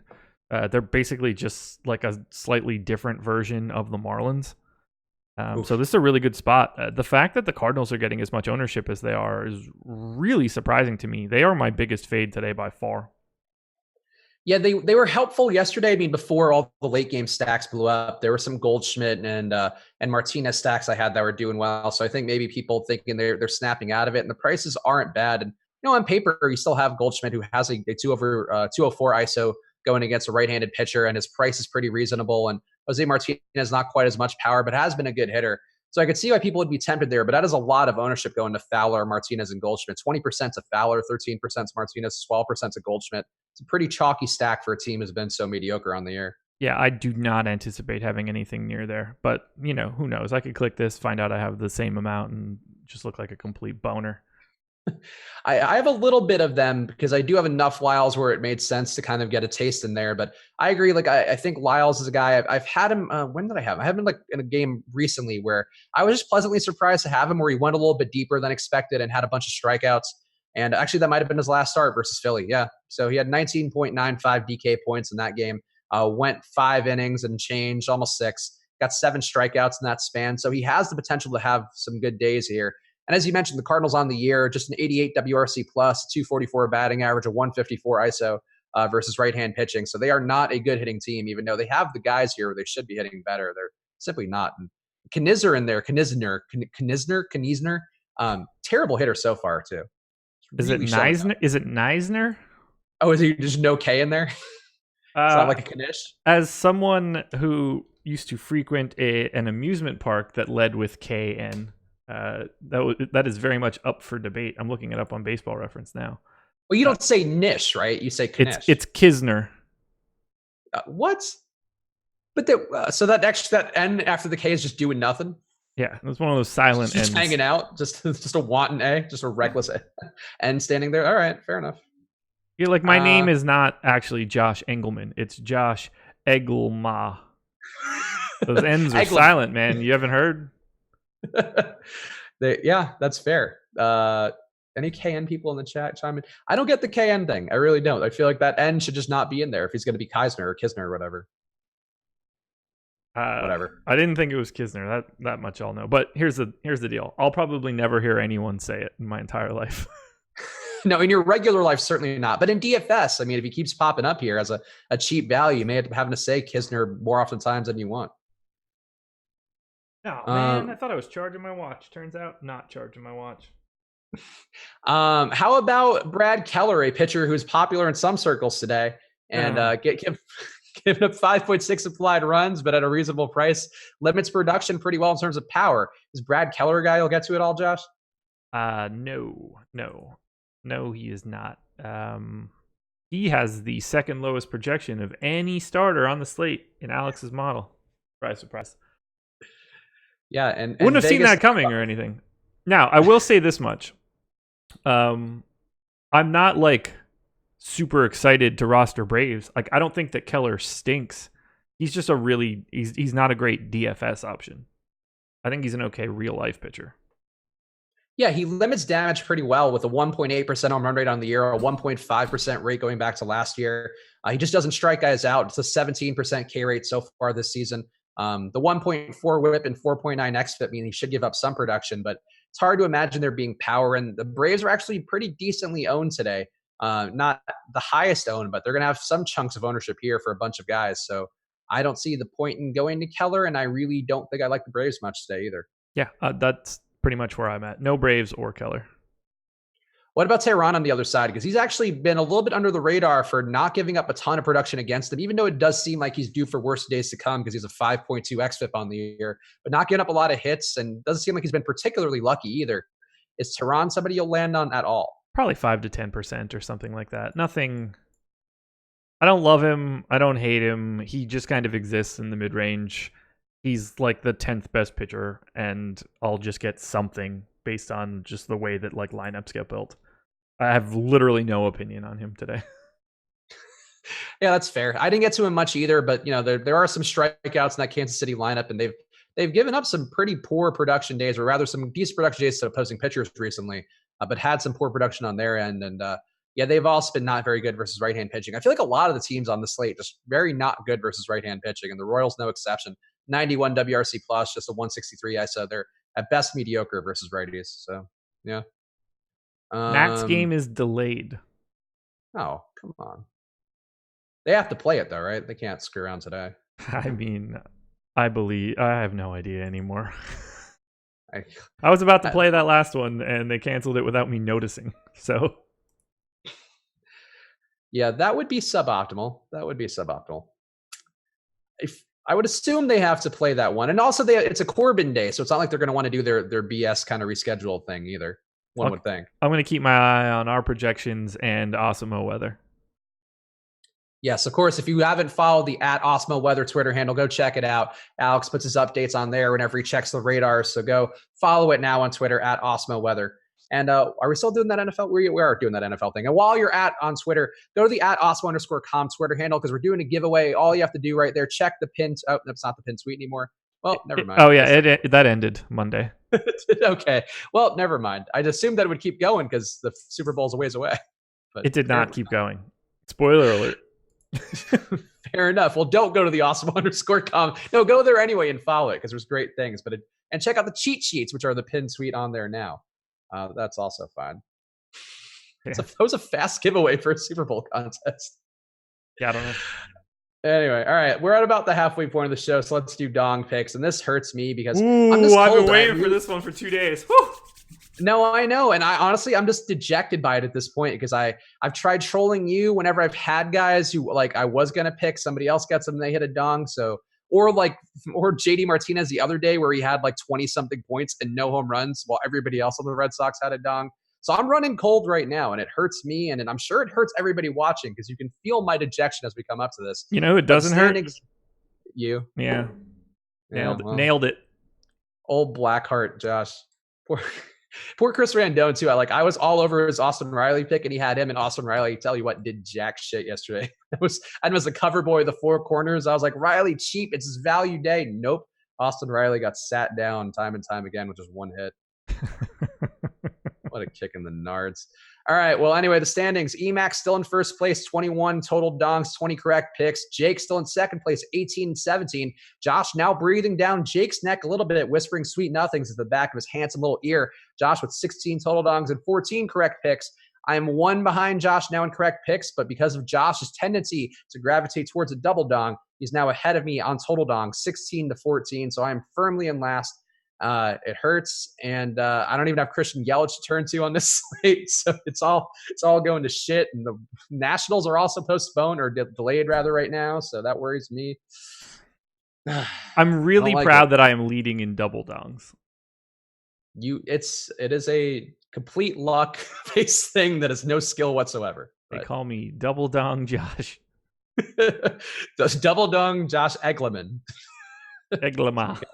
Again. All right. I'll go first because I'm in last place and I feel like I should.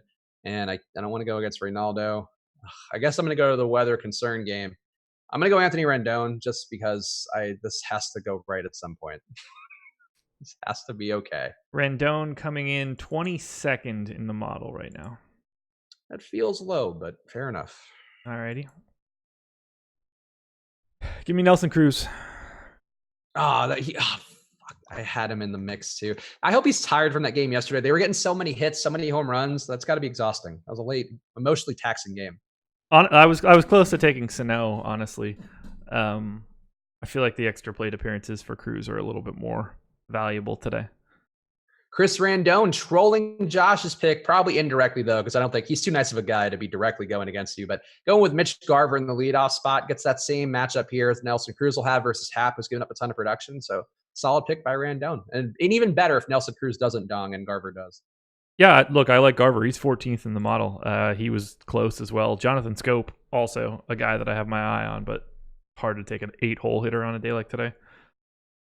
Yeah, that's fair. I think Garver's a solid pick. He's one of those guys too. Like if you use a longer term sample size of your projections or your, whatever stats or anything you pull, Just not quite as good. But on the year, he's up to a 173 WRC plus on the year versus both sides of the plate. Really? Yeah, 370 ISO on the year.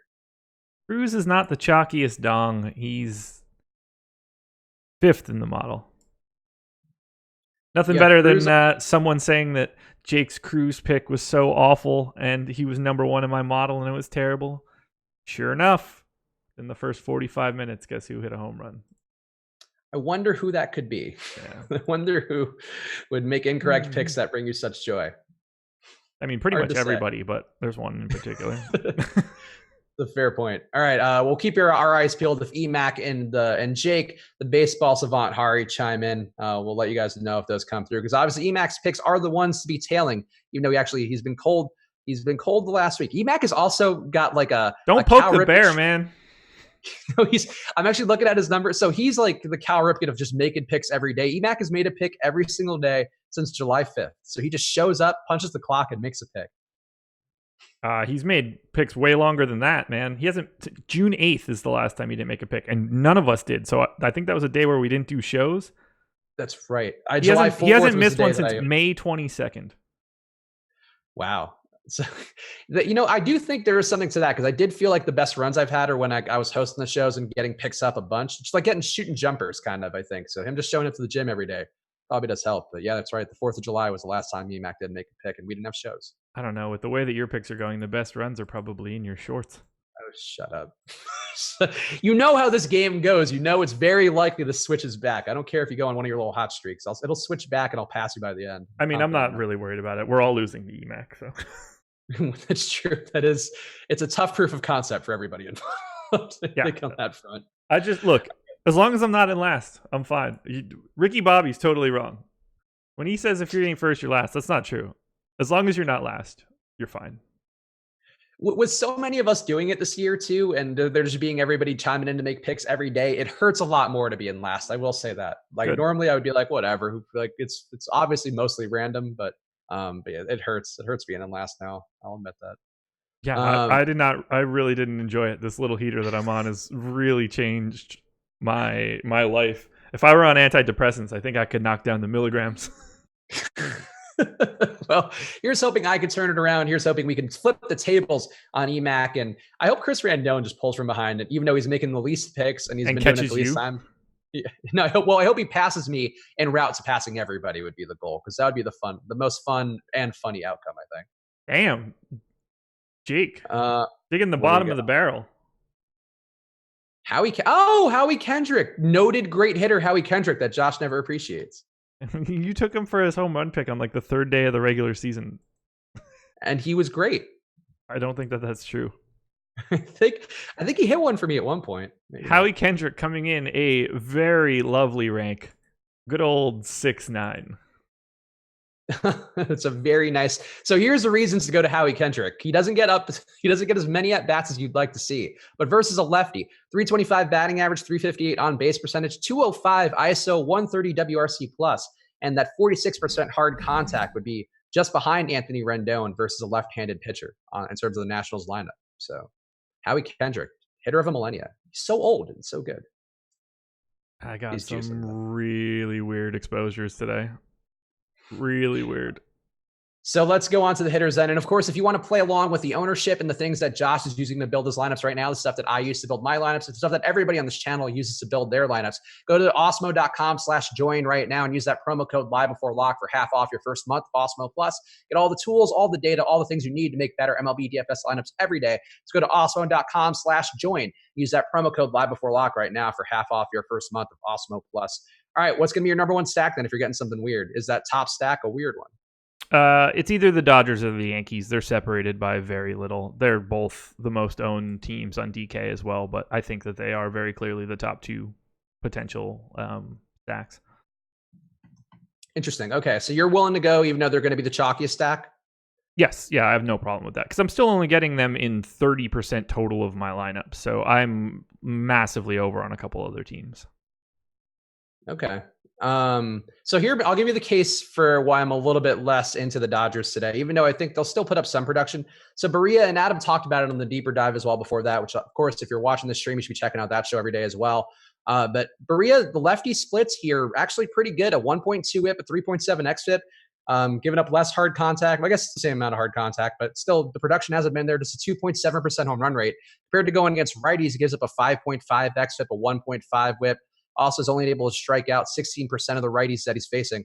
So the lefty splits here should favor Berea, even though the Dodgers are rolling with a mostly lefty-heavy lineup. Would that give you any pause at all, or maybe change how you're constructing lineups? Maybe going to like the guys at the bottom of the order who are righties? A little bit, but one thing to point out for that, and let me look, I do like the righties for sure. I like Turner, I like Pollock, Kike, Austin Barnes, whatever. Like I'm cool with all of those guys. So let's just say that let me look at, I want to see if 2019 is dramatically different than 2018-19. Okay, so I'm going to include 2018. I think it paints a better picture. Giving up a 145 ISO to lefties, 152 X ISO to lefties. That's an average. That's an average against all of the lefty hitters that he has faced. Jock Peterson, Max Muncy, Cody Bellinger, Corey Seager are not average left-handed hitters. They are better than that. So while he has been better against lefties, these are different lefties. So I am not at all concerned with his particular splits. Could he go out there and pitch well? Yeah, sure. But for right now, with that run total, with that talent, it's just a talent play. 105 park factor for lefty home runs in Dodger Stadium also going to be helpful. Not like Cody Bellinger or something needs any help to put one in the cheap seats. But yeah, I can't get away from that. I like having them as a base. I think they go well with a lot of other teams. Yeah, I mean, and to your credit, the Dodgers lineup does have a lot of power in it, as you mentioned. A 201 ISO for the lineup that they have out there today, 113 WRC plus, and just a 22.4% K rate. So they're not striking out much either, at least under league average in terms of strikeouts. And that's including Stripling with a pretty high strikeout rate. So yeah, I can see the reasons why that's a pretty good reason to argue for Berea. Just the splits did jump out to me, and maybe he does limit them enough where a mini stack might be a better move. But I think the mini stack is actually what's getting the ownership anyway. Yeah, I'm pretty happy with that. I've got everything in now too. So, all right. So what's going to be your number 2 stack then? Yankees, I guess. I mean, technically the Yankees are slightly ahead of the Dodgers, but I have more. Like they are on a completely different level than every other team. So just whoops. I pulled my headphones out. Just consider Dodgers and Yankees like 1A, 1B. Okay. Yeah. So I got a little bit less Yankees, and I'm deliberately under the field on the Dodgers. I'm going to Washington as my main one today, just because the ownership isn't there quite as much as I would think in this particular matchup. And Freeland's production that he's given up certainly going to be aided by Coors, but it's not a much worse park that he's going into today. And I guess not the hottest day in Washington, but still not a cool day either or anything. I just like that Washington stack. I think it's a pretty good team that feels a little bit under-owned. So that's going to be my number 1. What are you doing in Washington? And I guess, are you affected at all by the delay in that game? No, not at all. Okay. But, don't listen to me for that sort of stuff. Follow Awesemo Weather for weather-related fun stuffs. That's not my MO. Wow, I have a lot of Dodgers Yankees. That feels incorrect. Gonna have to roll with it. Emac just made his pick, but he didn't see Jake's pick of Howie Kendrick, and he also picked Howie Kendrick. Really? Yeah. Okay. I don't know what you guys are doing. Can they both have Howie Kendrick? Is that how the game goes? No, but that's Emac's problem. Pick somebody else. I mean, I'm willing to give them both Howie Kendrick because I don't think that Howie Kendrick hits a home run today. So if you guys want to take Howie Kendrick and you can both have him, be my guest. That is funny though. They both would go to Howie Kendrick of all the people. It's blowing my mind. Both strong pivots though at Anthony Rendon. I will say that. Yes, if you are going to pivot to hurt me the most, that is the one you would go to, I would think. I don't think anybody's trying to hurt the guy that's in last. I think everybody wants to hurt me at all times. Well, that's also true. I mean, at least a little. Here we go. So Emac going to Brian Dozier instead. He is married to a righty in the Nationals lineup. For real. Do you see who hit 2 dongs today on the early slate? No. Vogelbach. Tell you what, he's either getting zeros or double dongs with very little in between. I mean, that's really like his only skill set, so. He was I was doing well in the I did the late night slate yesterday just because I was bored and sitting around and wanted to play with some different crunches I was using. And I was like doing well, was in like top 10 for a while. And then Vogelbach 0 just over and over again just knocked me down. And then of course that's what he does today. Classic Vogelbach. Classic Vogelbach. So what are your feelings on Washington overall though? I'm coming in a little bit under the field. Let me hop back to it here. I was just pasting in all my lineups to my CSVs. I have 6% on FanDuel. They are very chalky. They are actually the chalk stack on FanDuel. So I'm coming in under there on purpose. I have 7.5% on DK. We have them at 8.3. So I'm just right with the field. They're 6th for me. So, I'm happy with that sort of exposure. Yeah, and on DK, though, they do have a little more chance of being a top stack than they are owned according to Osmo's top stacks tool. So that's one reason, too, I'm comfortable going there today. They are projected to be the top, or at least have a, where are they? They have a 10.6% chance to be the top stack, only 8.8% ownership. So that is a spot to go to them. And also, as Alex pointed out in the deeper dive, they have the best chance of being the top value on the slate. And all those things do matter when you're trying to grade them out, honestly, at this size. So Washington's one that I like. Here's another one that I like, which I guess got a little bit weaker without Brian Reynolds, but maybe he needed a day to clear his head. I kind of like Pittsburgh here. A lot of lefties going against Adam Wainwright, a guy who's had some pretty appreciable lefty splits of his own, a 1.7 whip, a 5.2 xFIP, and now he's actually getting the same case he made for the Dodgers is the reason I like Pittsburgh, actually getting a bunch of good lefties here who actually can hit the ball pretty well. That top 6, everybody there, including Starling Marte, who is a righty, they're all above a 104 WRC+. Some of these guys significantly higher than that. I like Pittsburgh. It does feel like they've been underperforming a bit lately. Are they a team you're getting at all today? They are dead last for me. Because Wainwright has no ownership, so I kind of assumed they would. Yeah, they are the literal bottom. I mean, regardless of that they are last, ignoring Wainwright. Okay, not a great power team, which I do think is something too, which you may weigh a little bit harder than I do. But I think they have some potential here because Wainwright just gives up a lot to lefties and doesn't miss bats, and these guys can hit.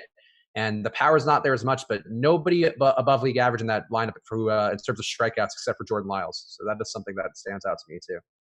Yeah, they're also a team that I don't get all that often. So yeah, I guess I should put that little caveat in. I think true of most people with Pittsburgh. And I always see them and I'm like, they seem like they should be good today. And then sometimes they're really good. And most days they are just absolute garbage. And I guess if there were a reason to not go to Pittsburgh, the St. Louis bullpen is one of the better ones in the league. And especially on today's slate, just a 1.2 whip and a 210 batting average and a 28% K rate for that bullpen for St. Louis. So it is one where they're going to have to get to Wainwright in a big way, or else it could be a problem. Who is going to be your number 3 stack? Honestly, I don't really have one on DK. It's pretty much everybody, which I might need to adjust a little bit. I've got 8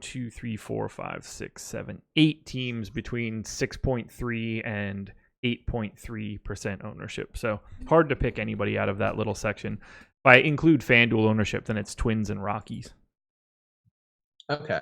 The Twins are not one I got to a lot, but we talked about some of the struggles with Hap. On the year, he's been particularly bad with a 4.8 xFIP, a 20% K rate, which is down quite a bit, and 5% home run rate allowed. Hap's just been pretty bad on the year, but I didn't get to the Twins a bunch, and I don't know. The ownership isn't there for them, but I did feel like they would be a bit over-owned today because of that game they had yesterday, which, just a ton of production on both sides. And it's not quite bearing out. There is ownership for Garver and Cruz, but not really anybody else in the lineup. I guess I can't see any reason why I don't have that ownership, but they do look pretty good. Yeah, I'm obviously taking Nelson Cruz, liking the righties, big fan. J.A. Happ, major problems with right-handed power, so I'm hoping that the Twins can pay that off for, obviously more than one reason. Anybody weird that you're getting here? In particular, Miami's, I guess, not weird because of the ownership that's on them, but I got some White Sox going against Gallen because I think they have a couple guys there who project okay enough relative to the ownership on Gallen. And they're a team who kind of interests me at least as a concept with a 4.8 implied run total and the ownership that's on Gallen, just under 30% on DraftKings. How much White Sox are you going to have, if any? 0. All right. 2.5% total. Just not a lot. Yeah, okay.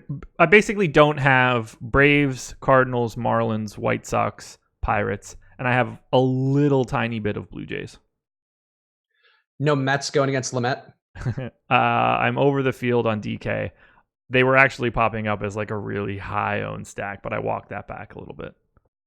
Okay, yeah, because they do have some ownership on them as well. As we mentioned earlier, Conforto and Cano, I think have the most. Let's actually, has there been an ownership update? Let me just make sure I have the most recent numbers.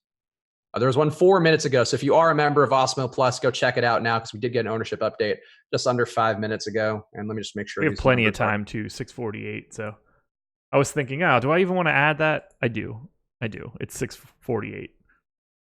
Yeah, it's one of those leisurely lineup days where everything got in for once. I'm appreciative that our show got this because I feel like we had a lot of crap going wrong last week. Dude, Jake and I had it on Monday, and then we had that late scratch or the cancellation. We thought we were. Oh yeah. We thought we were golden. Yeah, that would have really screwed me over because I would have had a ton of that game while on the show, and I would have just been like, "Oh, come on! I don't even know what to do. I can't change all my crap all on the show." Let's see. All right, so yeah, still good ownership on Conforto and Cano, but it has come down a little bit for Conforto and gone up a little bit for Cano. But Lamet is a guy whose ownership is still low, so I think there is a worthiness to go into him today. Lamet's ownership actually came down on DK to 13%, so that's kind of a little surprised by that actually. Okay.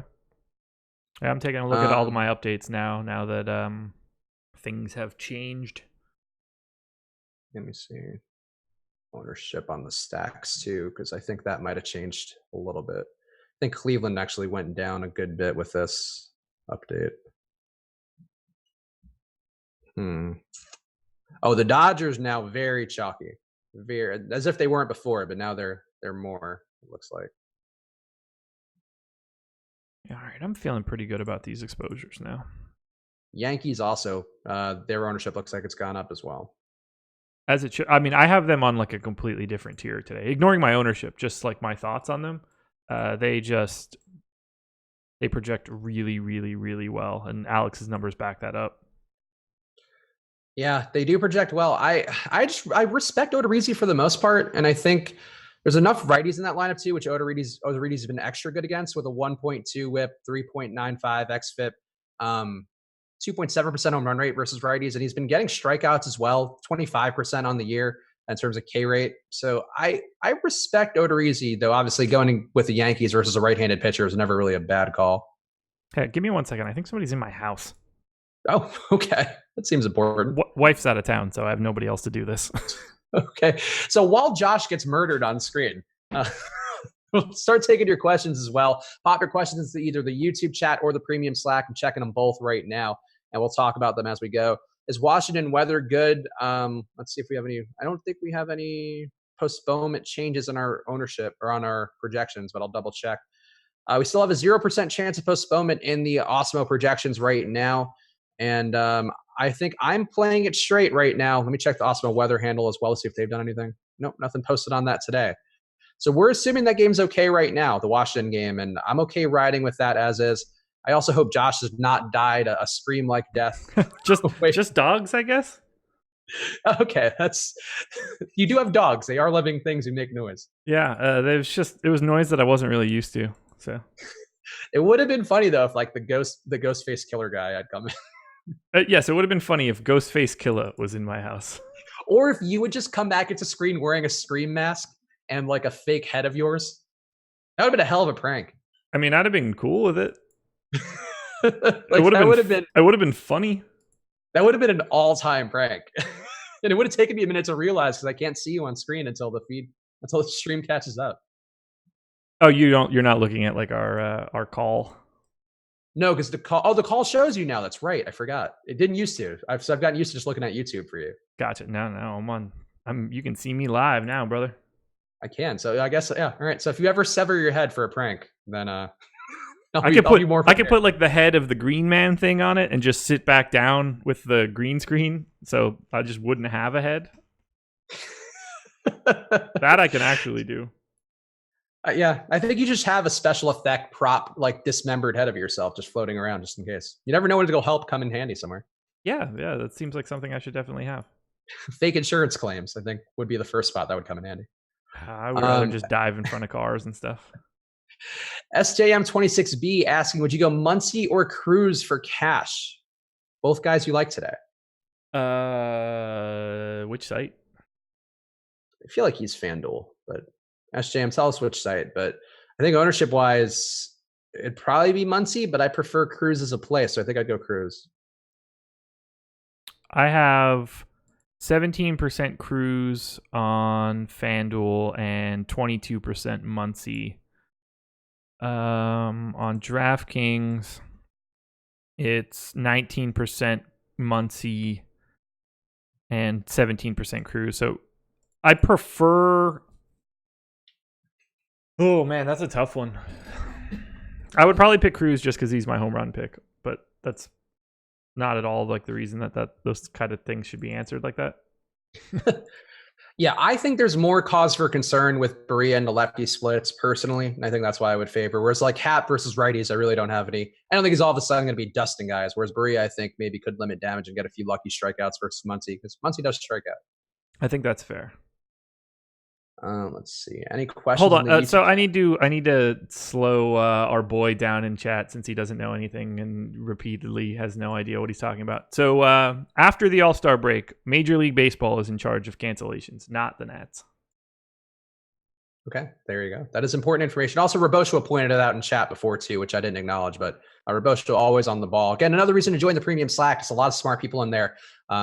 Even though I love you, YouTube chat, there are some people who occasionally give misinformation, whether deliberately or not deliberately. And that is less of an issue in the premium Slack because those are people who are paying to be there, who are trying to give you guys the best information, give everybody the best information, including themselves.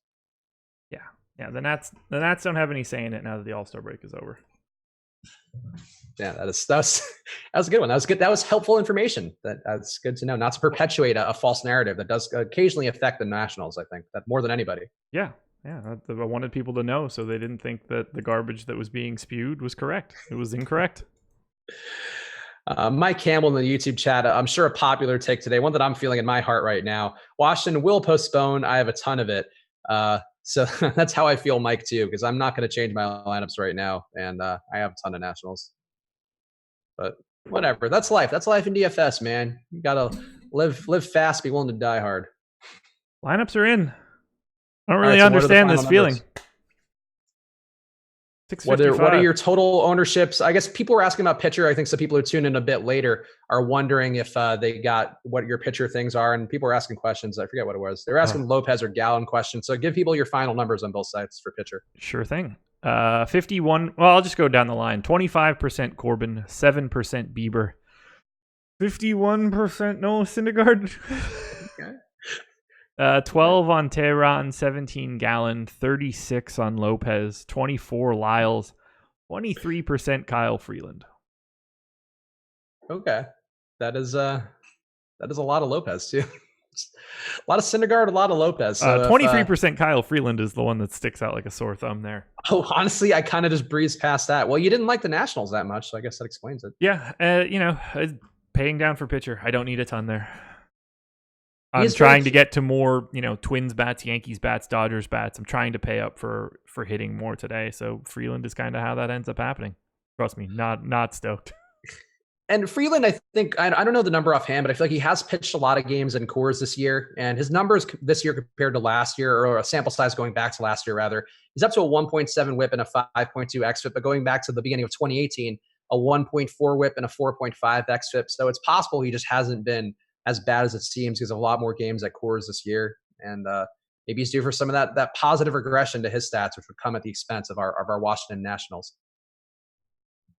Hopefully I've got FanDuel exposures too. 5% Corbin, 2% Bieber, 40% Syndergaard, 25% Ronaldo Lopez, 9% Zach Gallen, 16% Lamet. Okay. That's I like the Lamet. I like having some Lamet in there for sure. Oh, it's 6,600, so it's really not so crazy there. Yeah, definitely less crazy than on DK, where you are paying a premium for a guy who has a chance to blow up. But hey, I'm over the field on Lamet. I'm significantly over the field on Lamet now because his ownership has come down about 4 times the field on Lamet, which he projects well. God damn it, he projects well in our projections. Yeah. I mean, that was like Urquidy on Saturday. I don't know if you played a slate on Saturday, but we were like, we thought the ownership on Jose Urquidy was going to be really high because he, according to Osmo's projections, just looked really good. He ended up being about a third of the ownership because we just had him for such a high amount because of his value and what he presented. He ended up having a monster day, and people just didn't play him as much as you would expect. And sometimes that'll happen. So it could be hopefully a similar case for Lamet. Hopefully. Ochi Blue said Freeland has no command. I mean, that's why these guys get priced at like $5,200.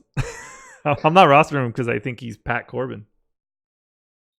Yeah. And maybe the game just gets postponed and he puts you a 0, and that's better than he would have given you anyway. Yeah. I mean, sure. I hope not. It'd be funny if he won with a Kyle Freeland 0 because the game just didn't play. I'd be happy with it. Look, somebody just binked $100,000 getting a point from their pitcher, so it can certainly happen. All right. What's your stack percentages since we talked about pitchers and obviously people are still building? So what are the stacks you got on both sides? Dodgers and Yankees are top 2. Twins are 3rd. Rockies 4th. Nats actually 5th, but just relative to the public with their monster ownership on FanDuel, I'm under the field there. I guess it's easier to speak about it more in terms of over or under the field. Dodgers, Yankees, sure. Twins, Rockies, Angels, Padres, Royals, Mets. I'm over the field in the aggregate on those teams. Massive fades to the Braves, the Marlins, the Cardinals, and the Pirates. Other than the Pirates, those all seem fair. I think even the Pirates, those seem like fair teams to be mostly fading, and I think we actually agree on most of those. So besides the Pirates, who are going to have a monster day going against Adam Wainwright, I'm sure. I hope so. All right. Just confirm your take one more time on Washington, just because people in the chat seem to be confused again. It's not the Nationals' call after the All-Star break. Yeah. So there you go. No matter what other people say.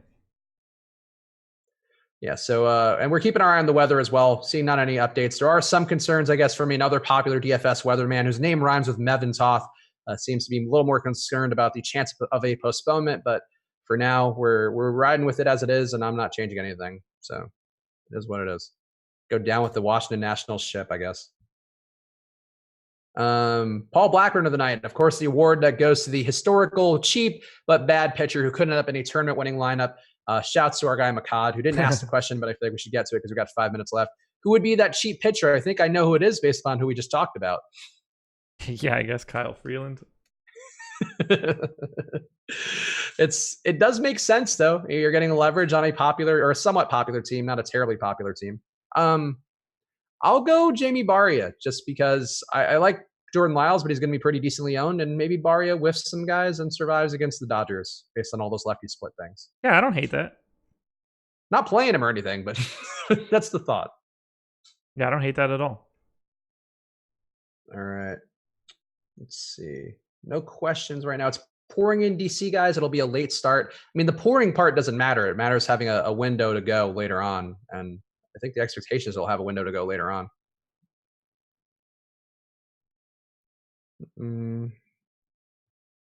Checking for anything here. Yeah, nothing good in the chats right now. Anything you're feeling uncomfortable with in terms of your lineups? You got all your crunches in. You do have some strong takes here, and you with your ownership percentages and the things you said throughout the show. Anything that you're feeling a little bit skittish about that you put in? I probably have more Padres than I wish that I did, on the off chance that Syndergaard goes wonky. But no, I'm pretty comfortable with where I stand right now. Yeah. Anything looking weird to you? Stuff that you didn't expect? No, I mean, I haven't really changed much throughout the hour because we had all of our lineups in for the most part, and I wasn't waiting for any of them in a meaningful way. So I'm still with where I was. I mean, the stuff that I took ahead of time that I felt a little bit weird about, I have less Gallon than expected. I have a lot of Lamet. It was hard for me to get away with our projections that we have, even on DraftKings with this price. I just ended up with a lot of them, and I'm comfortable with it because the ownership isn't there, and there is ownership for some of the Mets. So I'm willing to hope that he has that day that it seems like he's capable of, but hasn't fully had yet. And we'll see how that goes. But he's really the one take I have a lot of. I have enough Padres too, where I feel good about the amount of Padres I have, just knowing what Syndergaard's ownership is and how people seem like they're going to go pretty heavy on him. But I need Syndergaard today, buddy. Big time. Big time. I have a lot of Syndergaard too. So, I mean, he's my top owned pitcher. I think Lamet is now technically, but Syndergaard's right there. So I'm with it. But if he does blow up, I'll at least be covered. And I think that's where I want to be. I just hope he goes out there and rolls. Is 34% Jock Peterson too much? No, but that is right on the precipice of being too much. Yeah, I mean, you're over the field significantly on a hitter, assuming that you're on DraftKings, a hitter who's 20% projected ownership. So, and a guy who also strikes out. I guess he doesn't strike out a ton, but just doesn't get hits a lot of the time. And I think there is some risk there because he does have those days where he just puts up nothing. And you're going with a chalky player who kind of relies on power. Could be some risk. Didi or Seager, who would be the shortstop play that appeals to you more with no sight given? Let me take a look.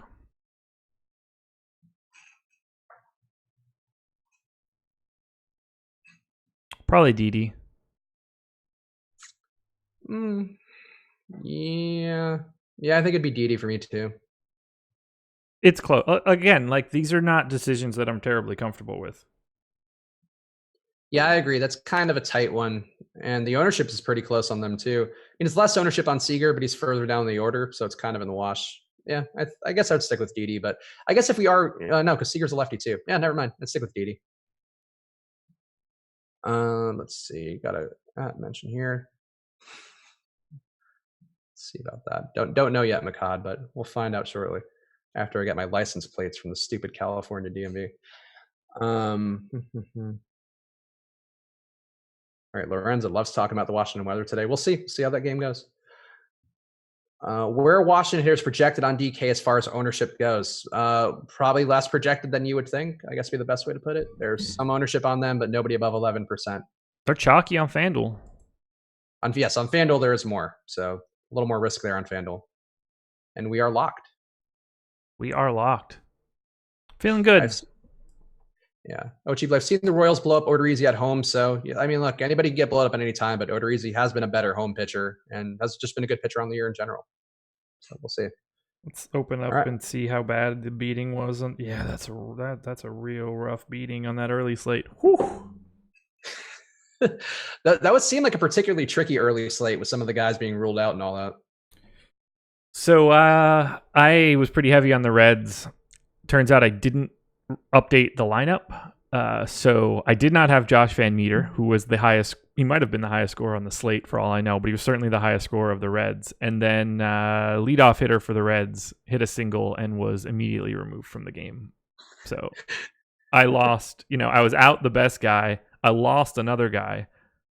I was just like, at that point, I didn't have the Reds that I needed, and they were pretty helpful. Either way, I was going to take a beating one way or the other, so I can't be too mad. Well, you know what? Now is the time to get back on track. I guess one last question for CNG Core in the chat. Would you go Trout or Bellinger today? And the fancy price tier. I would imagine Trout, but let me look. Yeah, I would also favor Trout, less ownership, and doesn't have the lefty concerns with Berea that we've talked about throughout the hour. So I would go Trout. I mean, I have twice as much Bellinger, so I guess the answer is Bellinger. But I think they are comparable plays individually. I just have more Bellinger because I have more Dodgers. Yeah, that's fair.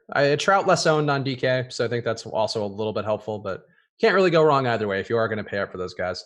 Right. All right. We are locked. So thank you guys for watching. Hit that like button before you go. Go check out the promo code Live Before Lock for half off your first month of Osmo Plus. We have a ton of content that goes for the night slates, all the same ownership projections, player projection updates if needed. There's a lot of things that go into that as well. And our management team has always made their bones on the night slates. A lot of quality things that you just do there to get ahead of the field in terms of getting leverage and stuff. It's a lot more direct way to approach it. So go check it out now. Use that promo code Live Before Lock for half off your first month of Osmo Plus. Is there any golf stuff going on tonight, yes, Josh? Yes, there is. Live Before Lock PGA edition tonight, 9 p.m. Eastern. Ben Rasa, Jason Roslin talking WGC FedEx St. Jude Invitational.